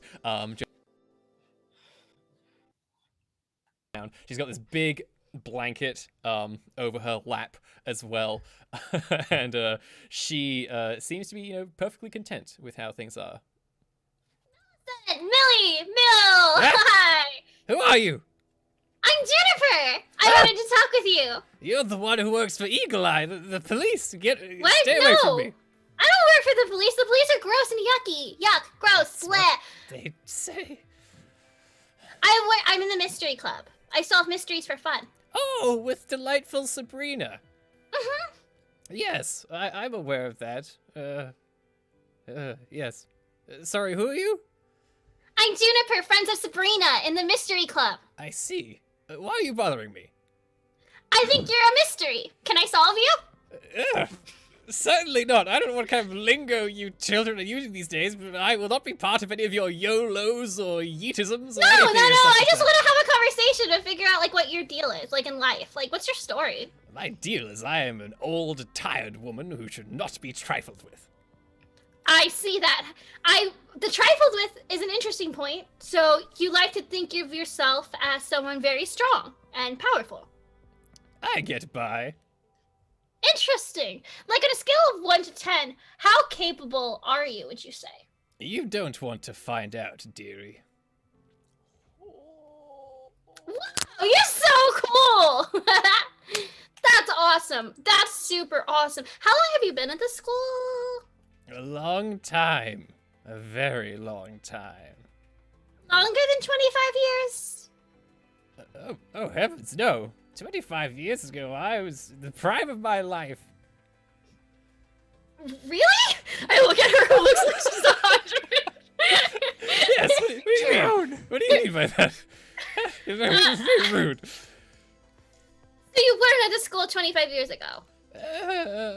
Time is strange sometimes, especially when you've been on the receiving end of so many magical, strange things as I have, but I don't believe in this current timeline nor dimension. I have been here for more than 25 years. Wow! How many dimensions have you been in? Are you from another dimension? Oh, I don't know. I've got a scrapbook about it somewhere. Wow! You know, like if I'm gonna... Oh, no, I shouldn't say that. But yeah, dimensions! Yes! I vibe with that. Get your vibes away from me. I have no interest. It's not flirty. That's the opposite of flirty. No, I just want your youthful... Whatever this is, I don't want it. Youthful enthusiasm? Yes, You I don't hate want- it. Ugh. So, okay, hold on. What's this? What's happening? Is this magic? No, I'm just having less enthusiasm. Oh my gosh, somebody sucked the soul right out of her! Help! Help! The No. soul sucker! Okay, I'm just gonna straight up ask it. Everyone says not to, but have you killed people before? Please, it'll really help me out. Excuse me? This is not a thing you ask a lady. I know it's not a thing you ask a lady, but here's the thing. Here's the situation. My friend died 5 years ago at the school, and someone's gonna die in the next 5 years. That's so tragic. I've lost many friends in my time too. You know, it's never nice when you have to see everything they've left behind and all the times you had just lost to time. Yes, Just it's the memory. extraordinarily tragic, and it's something that hurts me. And I'm trying to stop it because someone else is gonna die, and I need to figure out who did it. That's why I'm trying to figure out if you're like a creepy murderer. So just help me out. Or are you just like an old lady with a scrapbook who travels to other dimensions and is cool? And you're definitely not working for Eagle Eye, asking me these very lore-related questions. I'm kind of scared of them because I don't understand all the rules here, and I think that I'm Don't breaking be like scared 30 of them, them. dearie. They're just high on their desire to assert control on other people. They are not to be feared. They are to be fought against. Kind of agree. Like, I think it's ridiculous. Why is there so many rules on magic? Magic just is. Why are we trying to control it like a tool? That doesn't make sense to me. I suppose you're too young to remember the Titans' War. I lived through it, and it was an unpleasant ordeal. Whoa! I don't even know that the Titans were a war. It was the name of a conflict that took place here, shall we say, when magic got too out of hand. It was shortly after the Industrial Revolution, and then suddenly everybody using magic all over the place. Things got really bad. Things got really, really bad. Deities stomping across the landscape, necromancers raising hordes, all sorts of heroes blasting the landscape with their elemental powers. Oh, and that's just the stuff I remember.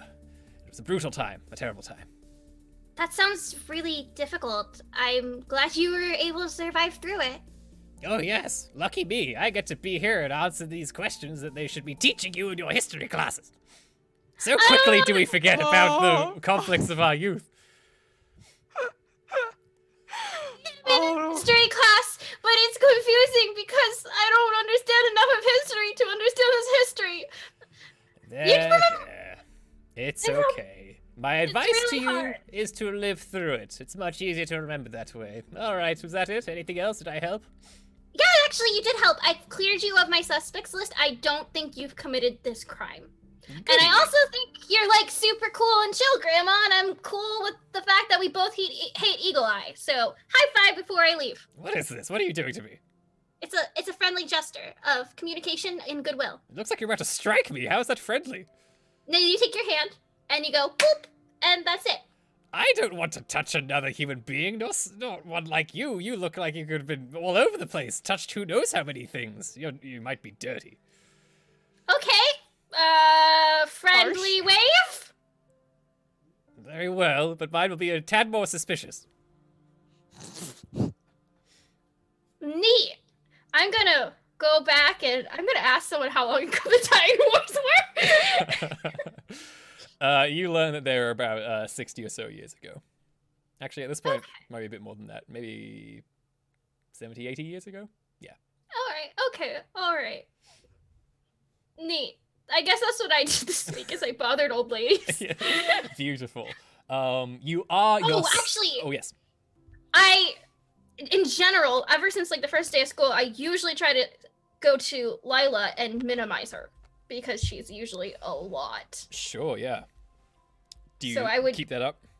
I do keep that up. Okay. Unless if she's not dripping at all, then I wouldn't, and then I would be weirded out by the fact that she's not drippy. Yeah, why don't you do another investigate again, and we'll see what you kind of glean from your interactions with Lila throughout the week. Yeah, I mean, like, this is something I set up from the first game, so I'm not being... Yeah, absolutely, absolutely. Yeah.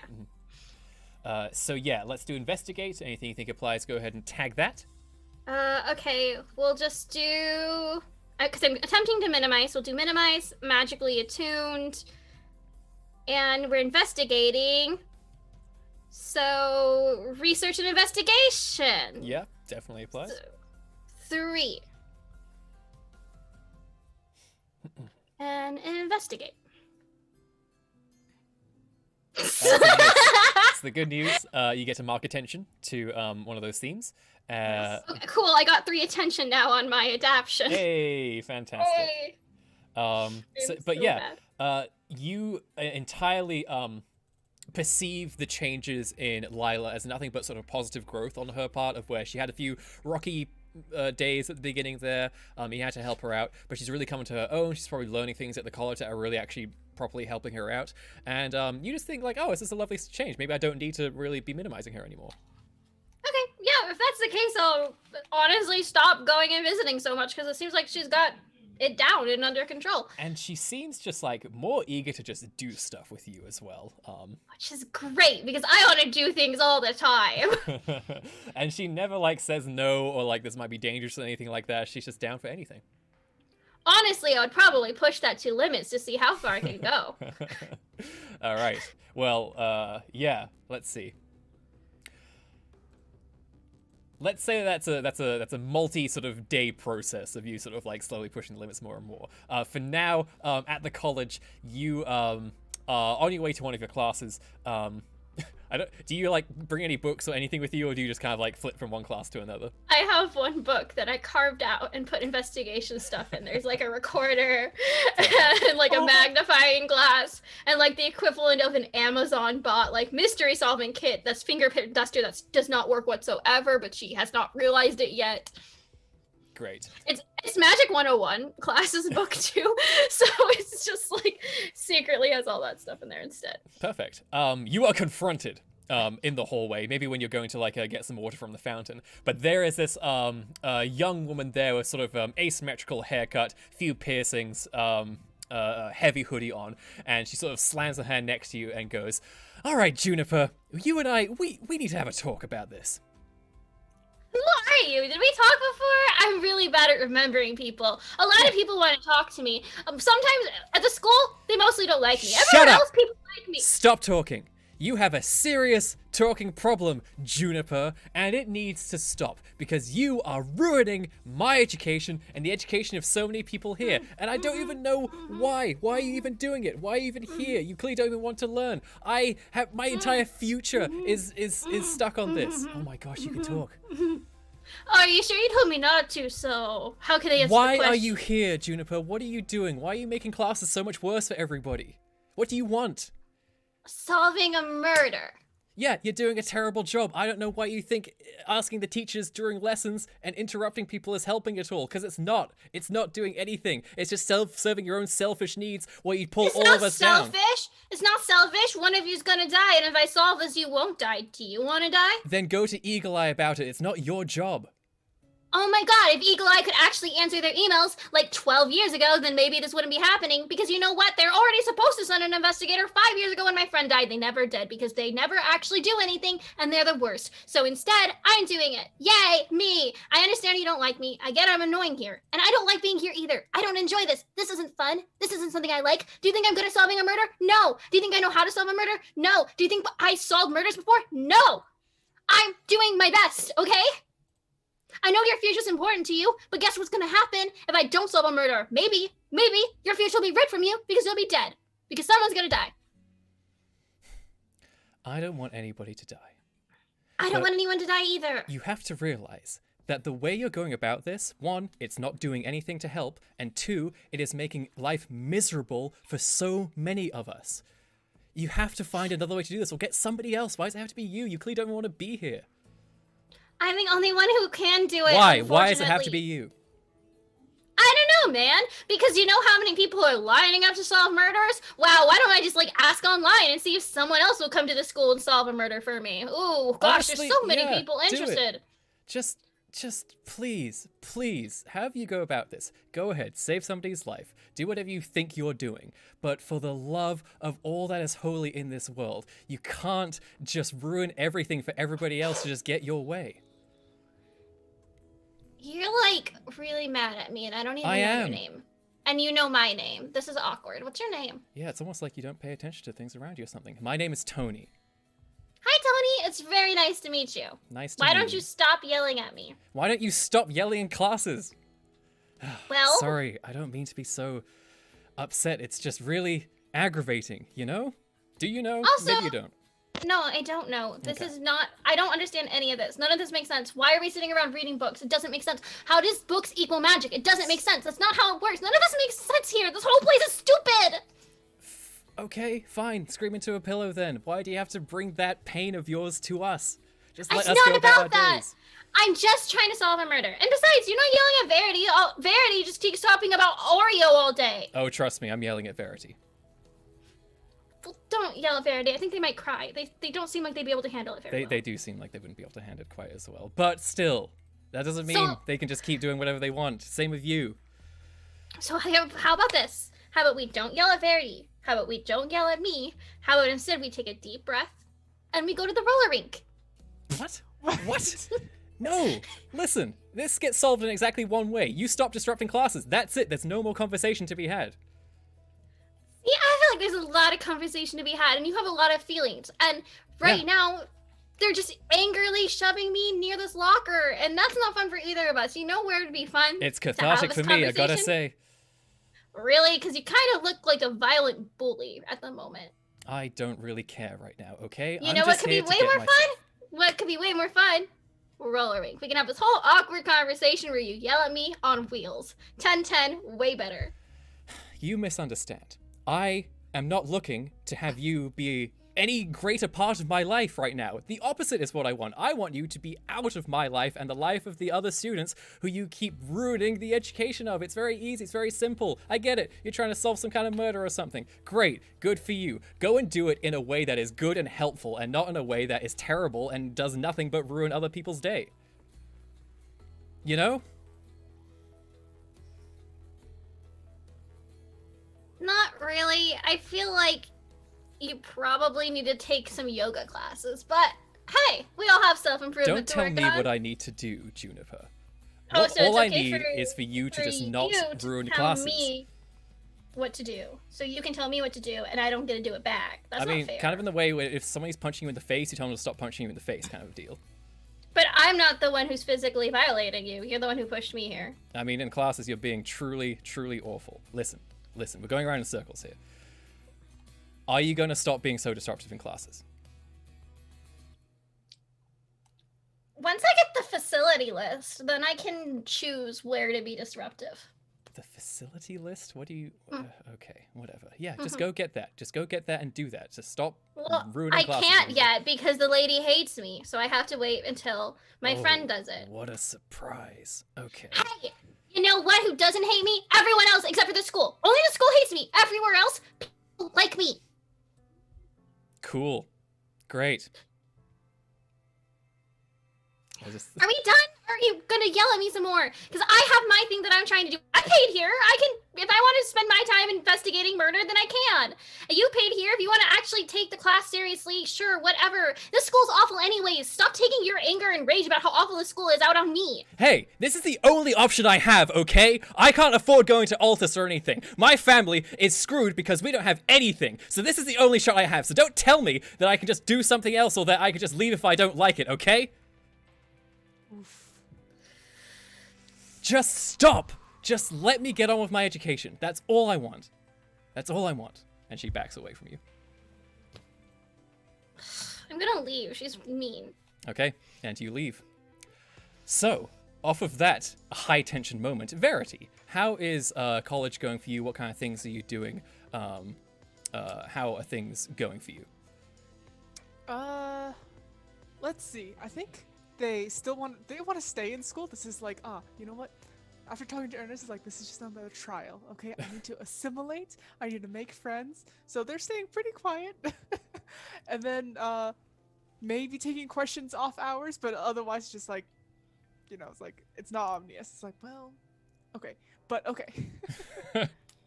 Do you think there's any part of Verity that is trying to not answer Omnius on every question ever, or is that kind of going to be consistent?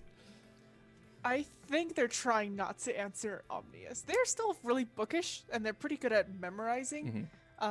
So history, no offense to history buffs out there, but this college is probably just like regurgitate the dates and the times and you know, who killed who and what did what and honestly, somebody probably gave you the advice that you took to heart of just like, it's not about knowing things, it's about knowing how to pass the test. And that's all you really need to do. Exactly. So yeah, so they're just kind of, you know, kind of coasting through classes, trying to get their grades up. Yeah, maybe during closer to exam times, they'll hand over a pamphlet or two, but nothing too intense. Are you kind of like setting up a little lemonade stand, as it were, at this school, or are you being a little more subtle about your recruitment efforts? Ooh, maybe a small one, just a small one. A small lemonade stand. Like, there's a student that comes by, just like, oh, what, is this a charity thing? What is this? No. So this is more of a study group, right, for history, but we learn about things not on the test. Sounds useless. Thanks for the lemonade. Bye. They just walk off. Okay, fine. Wonderful. So Verity, you've never really had any kind of schooling outside of your commune upbringing. So my question to you is, how do you feel about being in this sort of education environment with a bunch of other people, a bunch of peers? How does it feel for you? Kind of difficult, especially, I think it's kind of distracting, honestly, because, you know, there's a lot of students that they interact with, so it's just like, oh, they're less involved with the material and more like, that one changed from day to day. Because I don't think they see a lot of like day-to-day evolution of like, this guy went from dating to engaged to dating another person for some reason, and a third person, and that person found out and that just broke off horribly. That was hard to see. Yeah, that makes a lot of sense. What is the worst thing that you've personally experienced at this school, whether it's like a person or a institutional thing or what have you? Something you've witnessed? I think witnessing someone, I don't know, maybe in an emotional way, just someone so distraught over just like maybe an exam, but it's so much more than that, and then it's just like things just like falling apart and they're like destroying themselves mentally over just like a simple test. It's like, it's just a test, Right. it's okay, you know. Dang, that's sad and also very relatable. Yeah. Great, wonderful. All right, well, a week comes to the end, and it is the opportunity for another gathering of the Mystery Club if you would all like to attend. Sure. So it's up to you whether you think you head on back there. Mm-hmm. Cool. Yeah, probably. All right. Yeah, when you arrive, there's nobody else here except for Sabrina. She is currently sort of working on some of her board stuff, and when you arrive, Juniper, she says, "Hey, I got that thing for you, by the way." Oh, thanks. And Thanks. she sort of just hands you a folder filled with things. I appreciate it. And yeah, she goes over to work on some of the mysteries she's investigating. Kind of opens up a laptop and has a look, and it's just the three of you together in this place. Is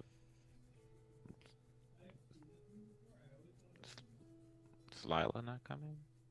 Lila's not here today, no. Interesting. Huh. Okay. That's weird. Oh, I can text her. She's kind of down for anything, so it's weird that she doesn't want to come here. Sabrina immediately spins around. Is it a mystery? Is she missing? What's happening? No. No. No. Hold on. Whoa. She might just not want to come. She might just not want to come. Yeah, I guess. Okay, she, I'll just. No, she probably doesn't want to come. Okay. I'll just text her. I'm kind of seeing how far she's willing to go with things, cause like she's down for everything. I kind of want to know if she'll jump off a bridge next, cause like literally anything I say, she's like, yeah, let's do it. What? Don't have people jump off the bridge. What? No, like when with like bungee jumping, there would be cords. Oh. God. Okay. Okay, that's fine. I had water splash in my eye. It was too funny. Aw. Oh no. Are you okay? Yeah, I'm fine. Cool. Sorry. She's like a different person now. Yeah, let me text her. Hey, you come into Mystery Club? Smiley face. Also, wanna go bungee jumping? Smiley face. She says, she sends back, would love to go bungee jumping with you sometime. And then on a new line, she says, on a date, winky face. Ooh! Who are you going out with? Winky face. And she does the emoji of like, shh. And then I'm like, no. Send pics. Pics where it didn't happen. She does not seem to be responding at this time. She's on a date. But she's also down to bungee jump later, so we're gonna have fun. Cool. Which is great, because I need to bungee jump out my rage. Why are you upset? And yeah, Verity, you notice that Juniper is wrapped up with some harsh emotions right now. Is everything okay, friends? Do you need to talk about it, or yeah, talk about it, I guess. I don't think talking works very well. I think I just want to Bungee jump? bungee jump. I want to bungee jump away all of my feelings. Do you maybe want to solve a mystery away all your feelings? Yeah, we could do that too. Because What I mystery got you got? a lead for us, everybody. Ooh. And she Ooh. spins a board showing the bug caper. I don't know. It's The bug caper? Caper No, the bug caper. it's not that. No. She's way better at naming things. What's been bugging us?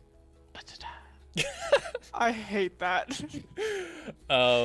She says, all right, so I followed up with Mark. You remember our friend Mark. And she like kind of just slaps an awkward sort of like employee photo of him down. You don't know where she got that from. Yeah, maybe evil Mark. Yeah, we could write underneath him in parentheses, maybe evil Mark. So apparently, the time that he got his phone, he lost his phone. He was at some kind of cat cafe or something, and he left early because there was some construction nearby. So he didn't want to stick around and hang out with the cats like he normally does, apparently. But when he left, he realized he forgot his phone, and when he came back and got it, that would have been a time where somebody could have tampered with it. Now, as far as I'm aware, there have been no other cases of weird bug portals opening up, as far as I'm aware. So who knows? Maybe a bunch of people have been gobbled up by it. We don't know. But the best way to figure it out is to get to the bottom of myths. And she says, I believe that the person we're looking for could potentially be hanging out at that very construction yard near the cat cafe. And the reason I think this is because I had a little look at some of the residue on my phone under a microscope. We got one of those. And she sort of like gestures over to a microscope in the corner. It definitely says property of gasp on it. Like she's just lifted it from one of the science labs. I love her. I love her. And she says, so the residue is consistent with a new kind of sort of building material that they're using. Very much likely to be at a construction yard like this. I think we have a potential base of operations for whoever's taking phones and installing these killer apps, as it were. Okay. Okay. So who wants to go on a little bit of a field investigation? Are we gonna like go and leave our phone and see if they make it weird and like Yes. spy on them? Yes, sting operation. I love this. Okay. I just got my phone though, so we should use someone else's. Have we also figured out like what the connection is? Like why your phone and Mark's phone? Maybe they were the only ones who were alone and nearby. Like they both left their phone. And Yeah, but she left hers in the art room here. It's true. You know, so we could potentially follow up with the security guards here, see if they got anybody on tape of somebody stealing my phone. But I have a bad relationship with the security guards right now, so it might have to be one or all of you. everyone hates me at this school. Even the security guards? I feel like my name has just been passed around so much that using it is immediately a no. Pseudonym? Oh.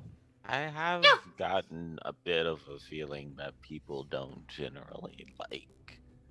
Yeah, they hate me here. That's fine. Oh, It's- but No, nobody, nobody nobody hates you. No, Nobody no. hates- Well, No, they do. I got accosted and shoved against a locker like earlier. People hate me. It's fine. Oh my gosh. Just- Are you okay? You just No, I mean they had a really good point, Well, but I'm people also do not kind of- gonna listen to it. people do because- kind of hate you. Well, maybe you should listen because yeah, they actually do what's kind the of hate you a point lot. that you like sort of interrupt class a bit Mhm, mhm, mhm. and you're not gonna listen to that one?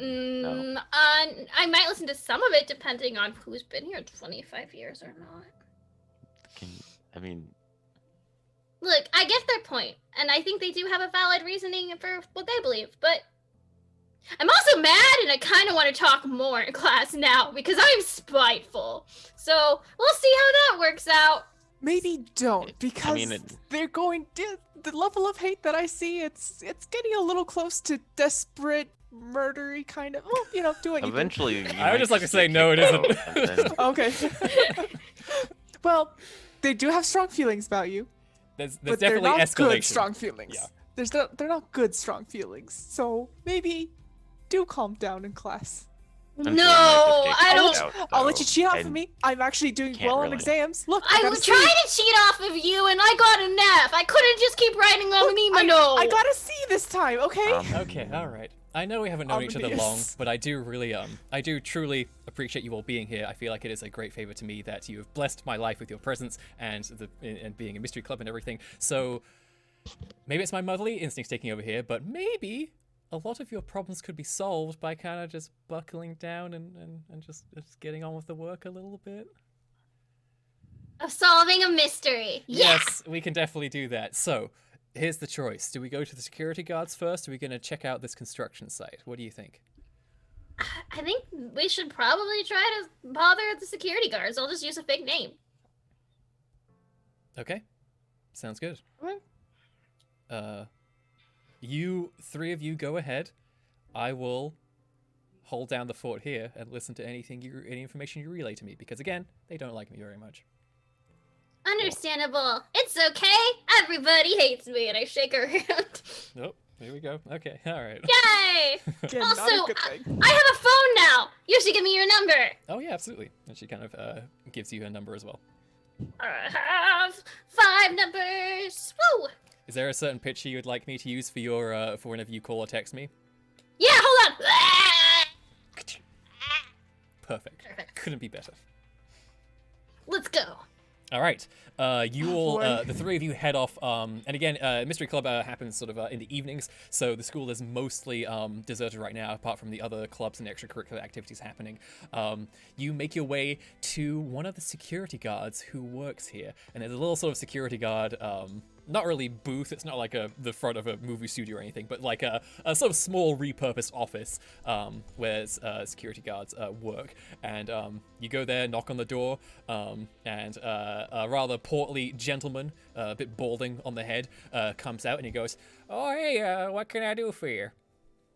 Hi, I'm Hello. Amy, and these are my friends. We just wanted to ask a couple questions about one of our friends who got their phone stolen. We were trying to figure out who did it, and we were wondering if we could maybe see the security feed. If I understand if that's too much, it'd be really helpful for us. Stolen phone? Oh, that's terrible. No, please go ahead. I don't think there's any rule against it. I should probably check the employee manual. Give me 1 second here. And they go over to sort of the back of the door where there's just like a little file thing, and they kind of flip out this book that's like the employee handbook for security guards at this place. And he kind of flips through. He goes, I don't really see anything that says I can't.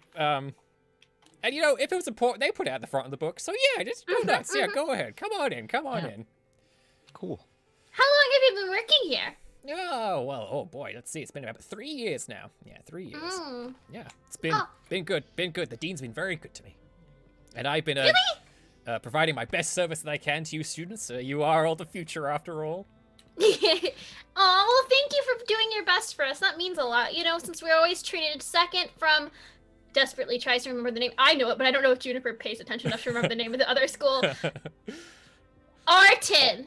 You were always treated Altus. second about Artin. Altus. There we go. Altus. Altus. Bunch of no good kids at their school, if you pardon my language. No real respect. Not like this place. A lot of people just here to, get their lives in order, try to really buckle down and make the best for themselves. Anyway, let's get to those tapes. Now, where did this phone get stolen from? The art room, and I give the date. Okie doke, let's just wind through some of this data here. And you see that there's like just a nexus of security camera feeds here. A lot in places where it's like, wait, there's a camera in that place? I didn't see, where is it? There might be some strange security magic at play here, which is very disconcerting. But helpful in this one instance where you're trying to learn the identity of someone. So the security guard kind of like scrubs through the security feed and goes, all right, let's have a look-see here. All right, art room. All right, here we are. Let's have a look-see. I can just put it onto this monitor here. And it appears on all the monitors, super blown up. And they start scrubbing through. And you can see that, well, actually, at this point, as you all sort of scour the footage, why don't one of you give me an investigate roll? Whoever would like to take the lead, and then they can get a +2 from the others helping them. Who's the best at that? Investigation? Yeah. Oh boy. Aren't you the detective? No! I mean, we all have the mystery club for research and investigation, which Yeah. can help. And then at most, I could offer familiar with every scam if it's like a scamming thing. I'd buy that. but- A phone was, well, no, actually, no. I talked myself out of it, sorry. Yeah, no worries. The smart one It is feels weird. the smart one is my roommate. She does most of the smart people things. I'm the muscle. You could potentially live stream this to her if you wanted. You know what? If you I don't think do I'm- that on your new phone. I think we could probably figure it out, and I do have that my roommate is a total Brainiac power tag. We should do that. All right, so Juniper, go ahead, take the lead. Use any tags you feel appropriate. I am gonna give the amateur hour weakness once again because you are junior detectives at this stage. Okay, I'm gonna do she's a total Brainiac. Yeah, with Natalie, the ghost roommate, there to help you out. Uh-huh. And then research. I only got that in research and investigation. I should not be the one rolling. This game hates me, you guys. No, this will be a good one. Believe. Got Go for this. it. Plus the 2 from us. Yes, Plus the 2 from from you us, guys. so it's 4 minus 1. Cool.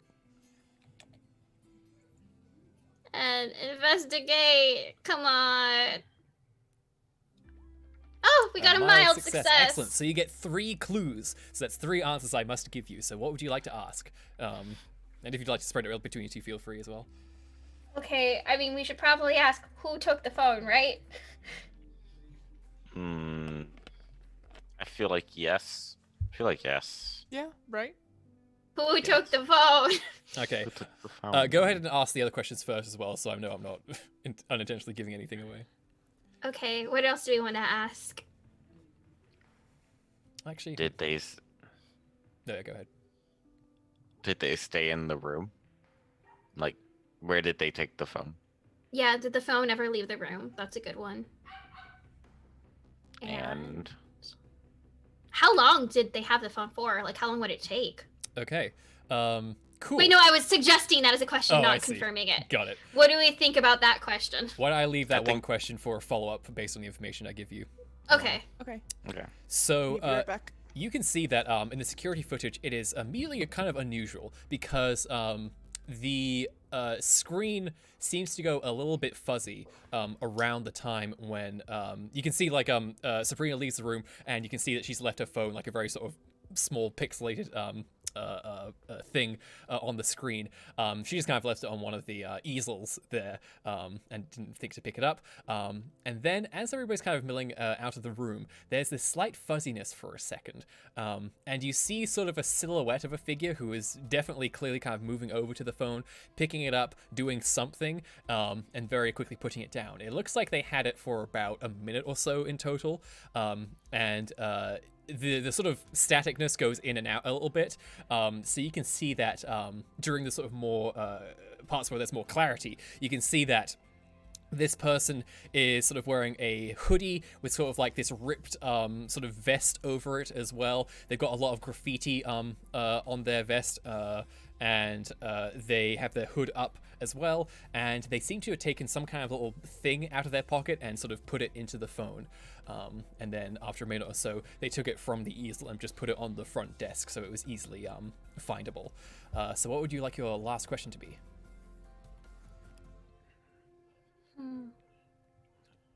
What did the thing look like that they put in there?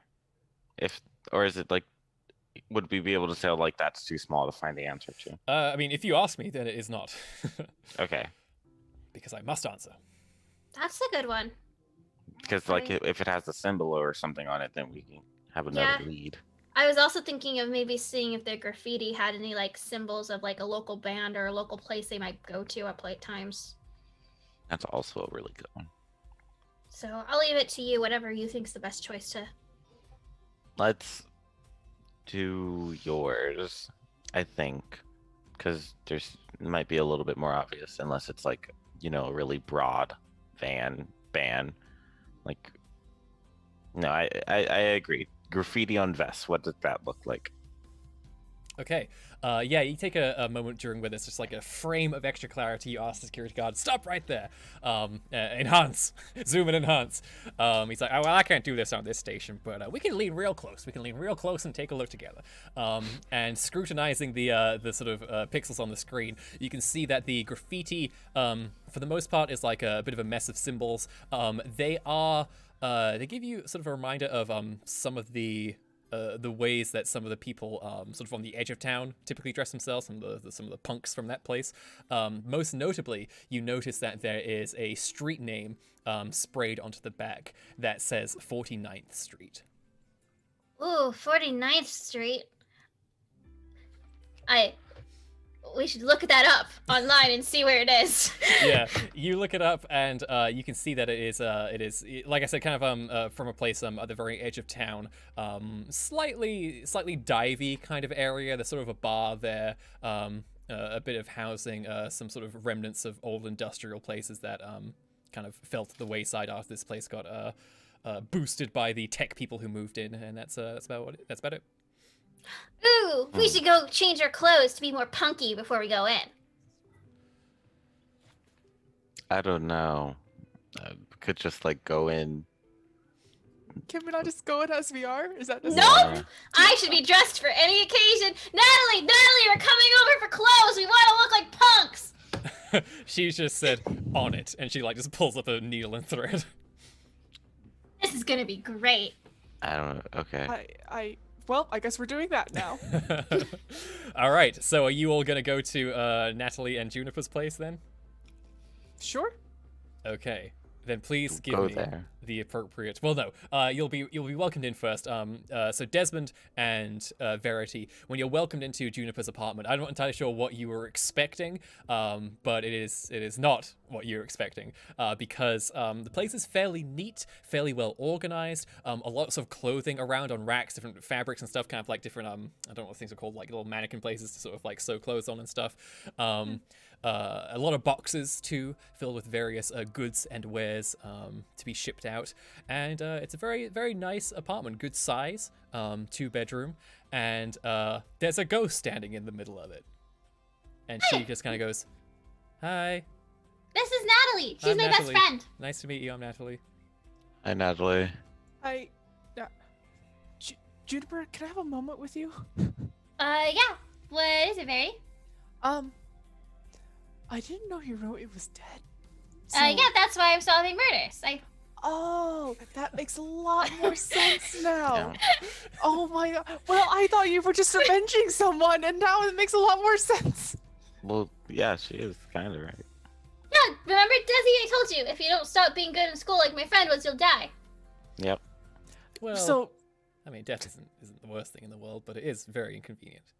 It is very inconvenient. And now you can't leave this apartment unless we figure out what you're bound to, and you have so much stuff. can I help with that? Maybe. This is my friend Verity. They're in a cult, and they believe in Anomani, and they have magic eyes. It's not a cult, and it's omnious. Nice to meet you, Verity. Nice to meet you. I shake her hand, but I don't know if I can. Yeah, there's like limited tangibility there, so it's kind of a sort of a misty sort of shake, but there's some sort of feedback there. You do notice that in terms of Natalie's sort of aura with her bonds, there's a very strong one between her and Juniper. Very tight, very solid. Otherwise, there's a lot of other ones that have like withered and died, almost like sort of flowers on a stem that have just atrophied over time.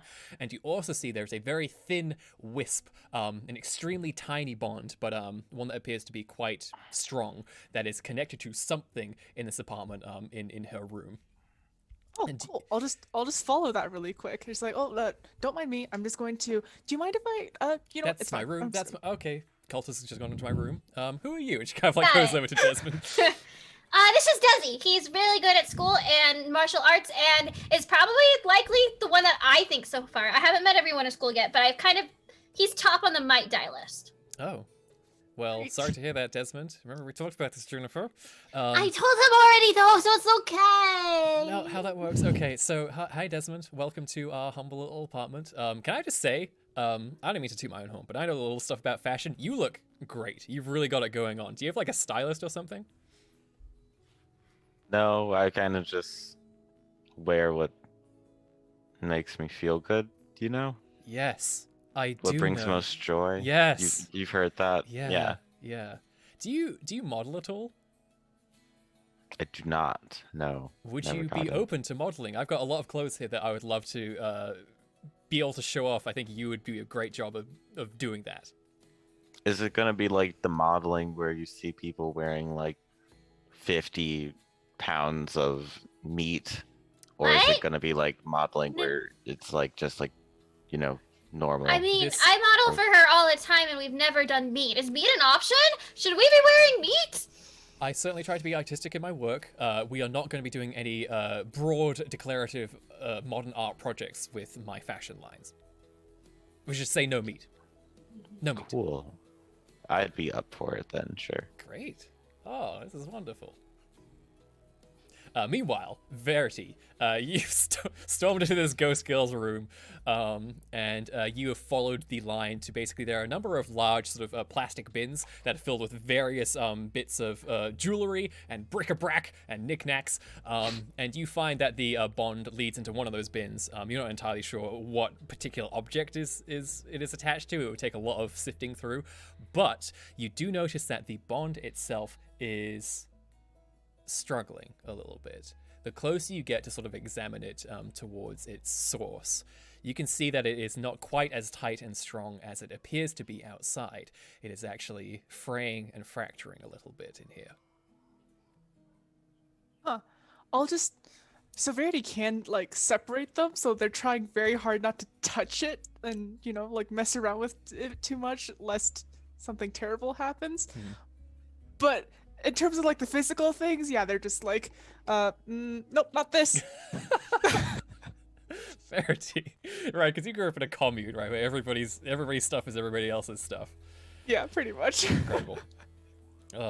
Yeah. So do you like try to find the exact thing, or do you kind of like leave it with that? I'll poke around a bit more. Like, at some point, I don't know how long it'll take, especially if Natalie has like a lot of stuff. So much But- stuff. A lot of stuff. So much stuff. There's a lot of So like sharp, maybe- pointy stuff when you put your hand in the bins as well. Just like, why are earrings stored with bracelets stored with necklaces? Why are they doing this? Oh, okay, like shake it around. Does it connect? Nope. Oh no! Okay, when I throw say that to when I the say side. plastic bin, like big Oh tub, no! several of those those things. against the wall. Yeah. So a lot This of place stuff. this place is a mess. I heard Or, that. Well, I heard that. I can hear you. Hey. oh, I'm sorry, friend. Do you maybe want to get out of my room? No, it'll be fine. It'll be fine. Yeah, but maybe get out of my room though. Just for fun. No, don't worry about it. Don't worry. Juniper. Just Verity. Hey, it's okay. My friend here has the unique ability of me always being confused of what they're doing. June. And I I don't want the cultists in my room anymore, please. Verity, can you come out of her room, please? I'm almost done. I'm nearly there. I promise. Done with I'm it. What sure are it's you fine. doing? I'm sure it's fine, guys. Juniper, I'm sure it's please, fine. Please, Sure it's please. fine. This is really. Natalie, it's okay. I feel It's very okay. I'm uncomfortable. sorry. It's just so. I want you to it's leave very now. new. And she floats into her room and goes, "Okay, you've kind of lost all guest privileges. Please get out." Okay, but it's like really close. It's under that bin in And that you're gone. pile. And she starts Oh pushing you wait, out the door. Verity, what are you looking for anyway? So, never met a ghost before. Very nice to meet you. I mean, all Can't of your say it's the connections are same. kind of. Oh, well, give and take. Anyway, What? so all of your connections, I'm sorry to hear that you probably have a lot of friends and family that have forgotten about you, unfortunately. So sorry to hear that and admit that. But you guys are very good friends. But I have no idea what this one is. This looks so cool. It's the spectral object that I'm bonded to that's left me trapped in this apartment. Now, would you please get out? of my Wait. way? If she can figure out what it is, then you can leave the apartment and you can come with me on places. You can see that Natalie looks visibly nervous at this point, Juniper, and you've never really seen her like this before. She's a person of very few worries in this world, apart from, I guess, your hijinks and the fun that you two get into. But yeah, If you want, I can try to sever it. I can sever. No, don't sever it. Don't sever it. Don't Okay, sever never it. mind. Okay, never mind. I think That's it's a what's bad idea. keeping her here, and I would like her to be here. Which do you want to be here? Don't ghosts typically want to move on? I don't know. I know nothing about this. I know, but I feel like we need to do it the right way, right? If we just sever it, who knows what will happen? We have to do this. I need closure. This isn't a Right. thing where it's like the special business I need to do before I die. This isn't anything like that. I personally, need closure to understand what is happening and how to prevent it from happening to anybody else. Right, which is what we're doing. But do you know how much easier it would be if you could come with me? Especially since, like, let's be honest, I'm bad at a lot of things, and having someone around like you who's super smart and super good and has magic wouldn't be bad for me. Juniper, I can't come with you.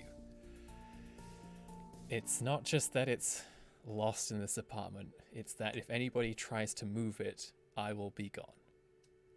How would you even? What do you mean? You told me you didn't know where it was. Yes, that was a little lie I told you, so that you would just drop it and not have to worry about it. But basically, my connection to this place is decaying and is very fragile. And if it decays much more, that's it. Well, let's just strengthen it. Can't we just strengthen it? Let's just make you more bound here. There's only one person who can do that, and that's me. And I've been here a while, Juniper. It's hard. It's very hard.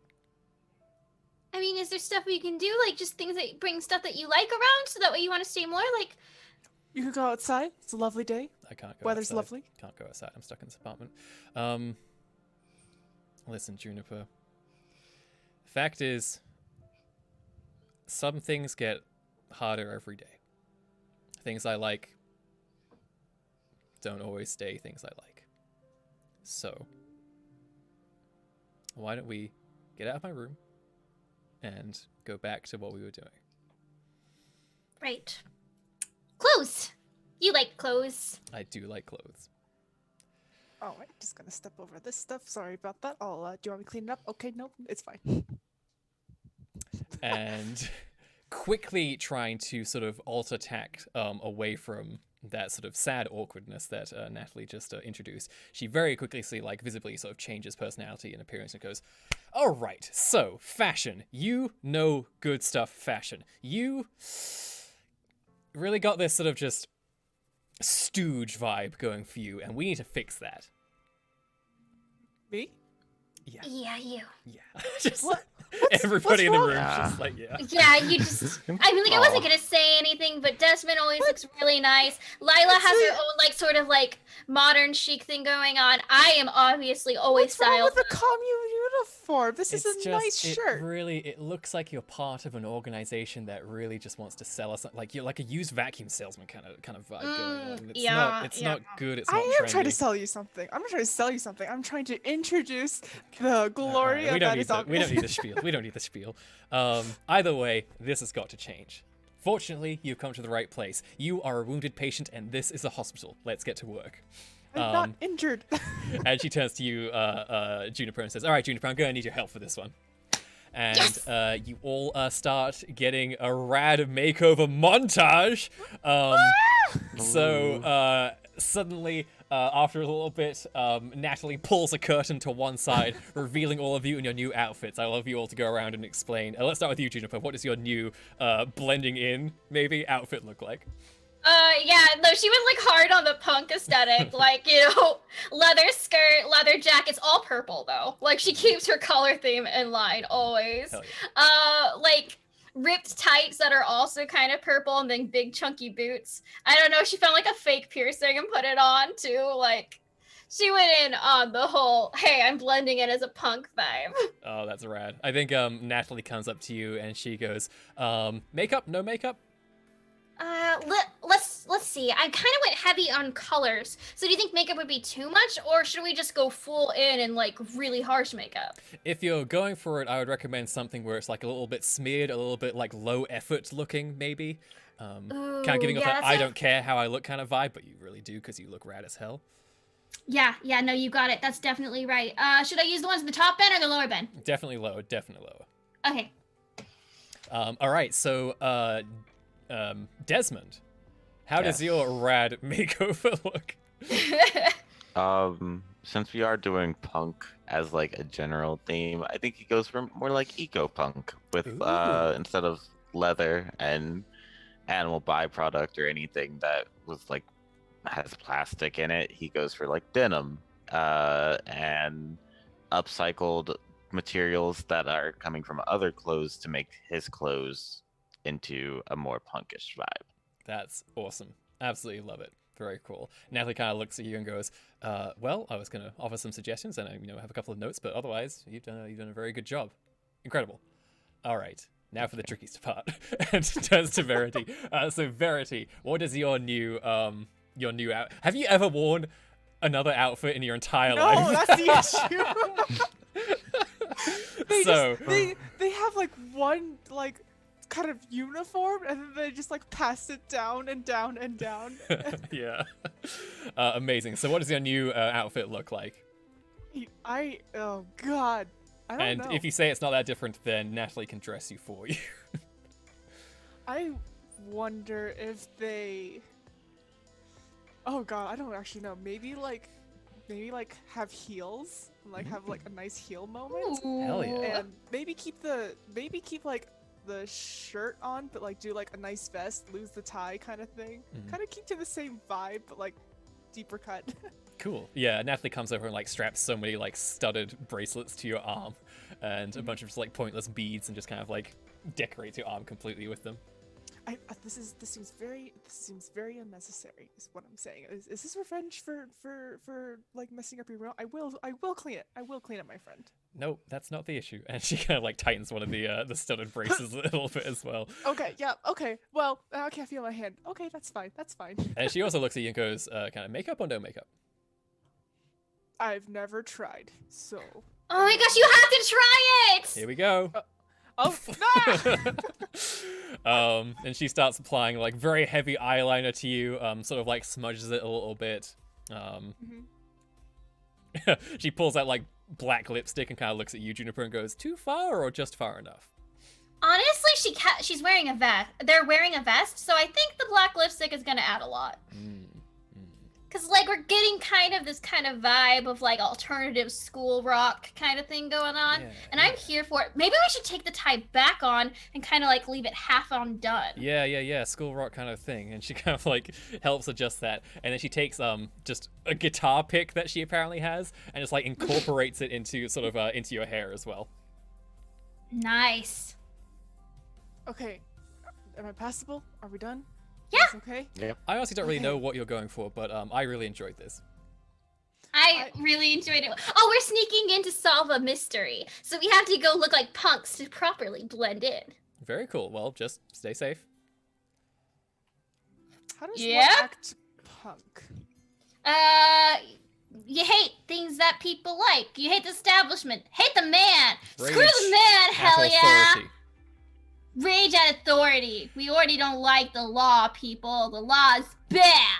What's wrong with the law? The law Who's- keeps us safe. It keeps us all organized. You know? No, the law is a rule, make rule-gy, and they're like, nah, I like rules, and we're like, fuck the rules. There's no point in them. You don't actually do anything. There's nothing wrong with the rules. The rules are There's so much wrong with the rules, Verity. Natalie Seems just to be some very turns her strong head. ideals flying around. Natalie turns her head and goes, "Hypernia, play break the rules into 1,000 pieces," and then immediately, gah, like this very like punk rock song starts blaring out, and just like all of you start just listening to this song in this apartment.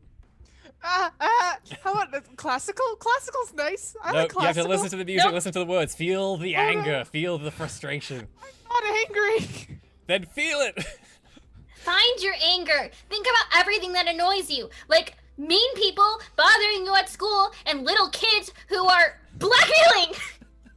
All these very relatable problems. Verity's just like, what are you doing? Kids blackmailing me? Natalie goes to you and says, "What's the thing that annoys you more than anything else, Verity? What gets your blood boiling? What do you hate? What's the object of your passions?" Ow, fun. And that is where we will end tonight's session, Oh, everybody. Thank you all so much for joining us for yet another episode of Is This an Education? A truly wild show that only gets more nonsensical, and I'm here for it. I love it. Fantastic. So just before we depart, one final reminder that for the rest of this week, every stream show on Chromatic Chimera, all the proceeds from subs, cheers, bits, and merch sales will be donated to the National MS Society, who works to provide research and resources for folks with MS. And you can donate through the Tiltify link that we can provide in chat. Awesome. Well, thank you all, my wonderful players, for being here and joining in the madness and the fun. If anybody would like to say anything, any parting words, feel free to do so now. Let's start with you, Gray. Got anything to say, to plug, to chat about? Nothing to plug or anything in specific. Please donate. It's a good cause. And thank you for watching. That's pretty much all. And you, Cindy? Nope. Cool. That's Gray summed it up very nicely. And That's Nevi, right. what about you? Friendos, first of all, be nice to your fellow students and don't annoy them in class. That's not something you should do. I just want to point that out there. We've had a lot of fun tonight, folks, but this is an important announcement, a PSA we're giving. PSA, don't be a dick. Even if Yeah. you're trying to solve a murder and you don't have a lot of emotional development because that wasn't the thing that happened on your world, so you don't know how to deal with conflict, don't solve. Nevi, you're not on trial. You're not on trial. You're fine. I just want to tell people to be a good person and don't learn from my characters. I feel like I have to make this announcement every time I play a character and it worries me. So, I'm sorry. Be a good person. Please donate. It's a really important cause and it means a lot to a lot of people. It's something we should all be more aware of. And I love you. Have a good day. Yes, and I'm Thomas, do GMing stuff. You can catch me next on Polished Cryptid's channel as I am part of the game Wandering Menagerie. And then next Saturday, you can catch me back here on Chromatic Chimera for our episode 3 of Mass Effect. Our heroes just got to the mining colony after a lot of hiccups along the way. So check that out. There's a lot of intrigue coming your way. And then not... this upcoming Sunday, but the Sunday after that, we'll be back with another episode of Is This an Education? To see how this punk blending in cosplay investigating goes. I personally cannot wait to see what happens. So until then, thank you again all so much for watching. Donate if you can, and we'll see you next time. Goodbye. Bye.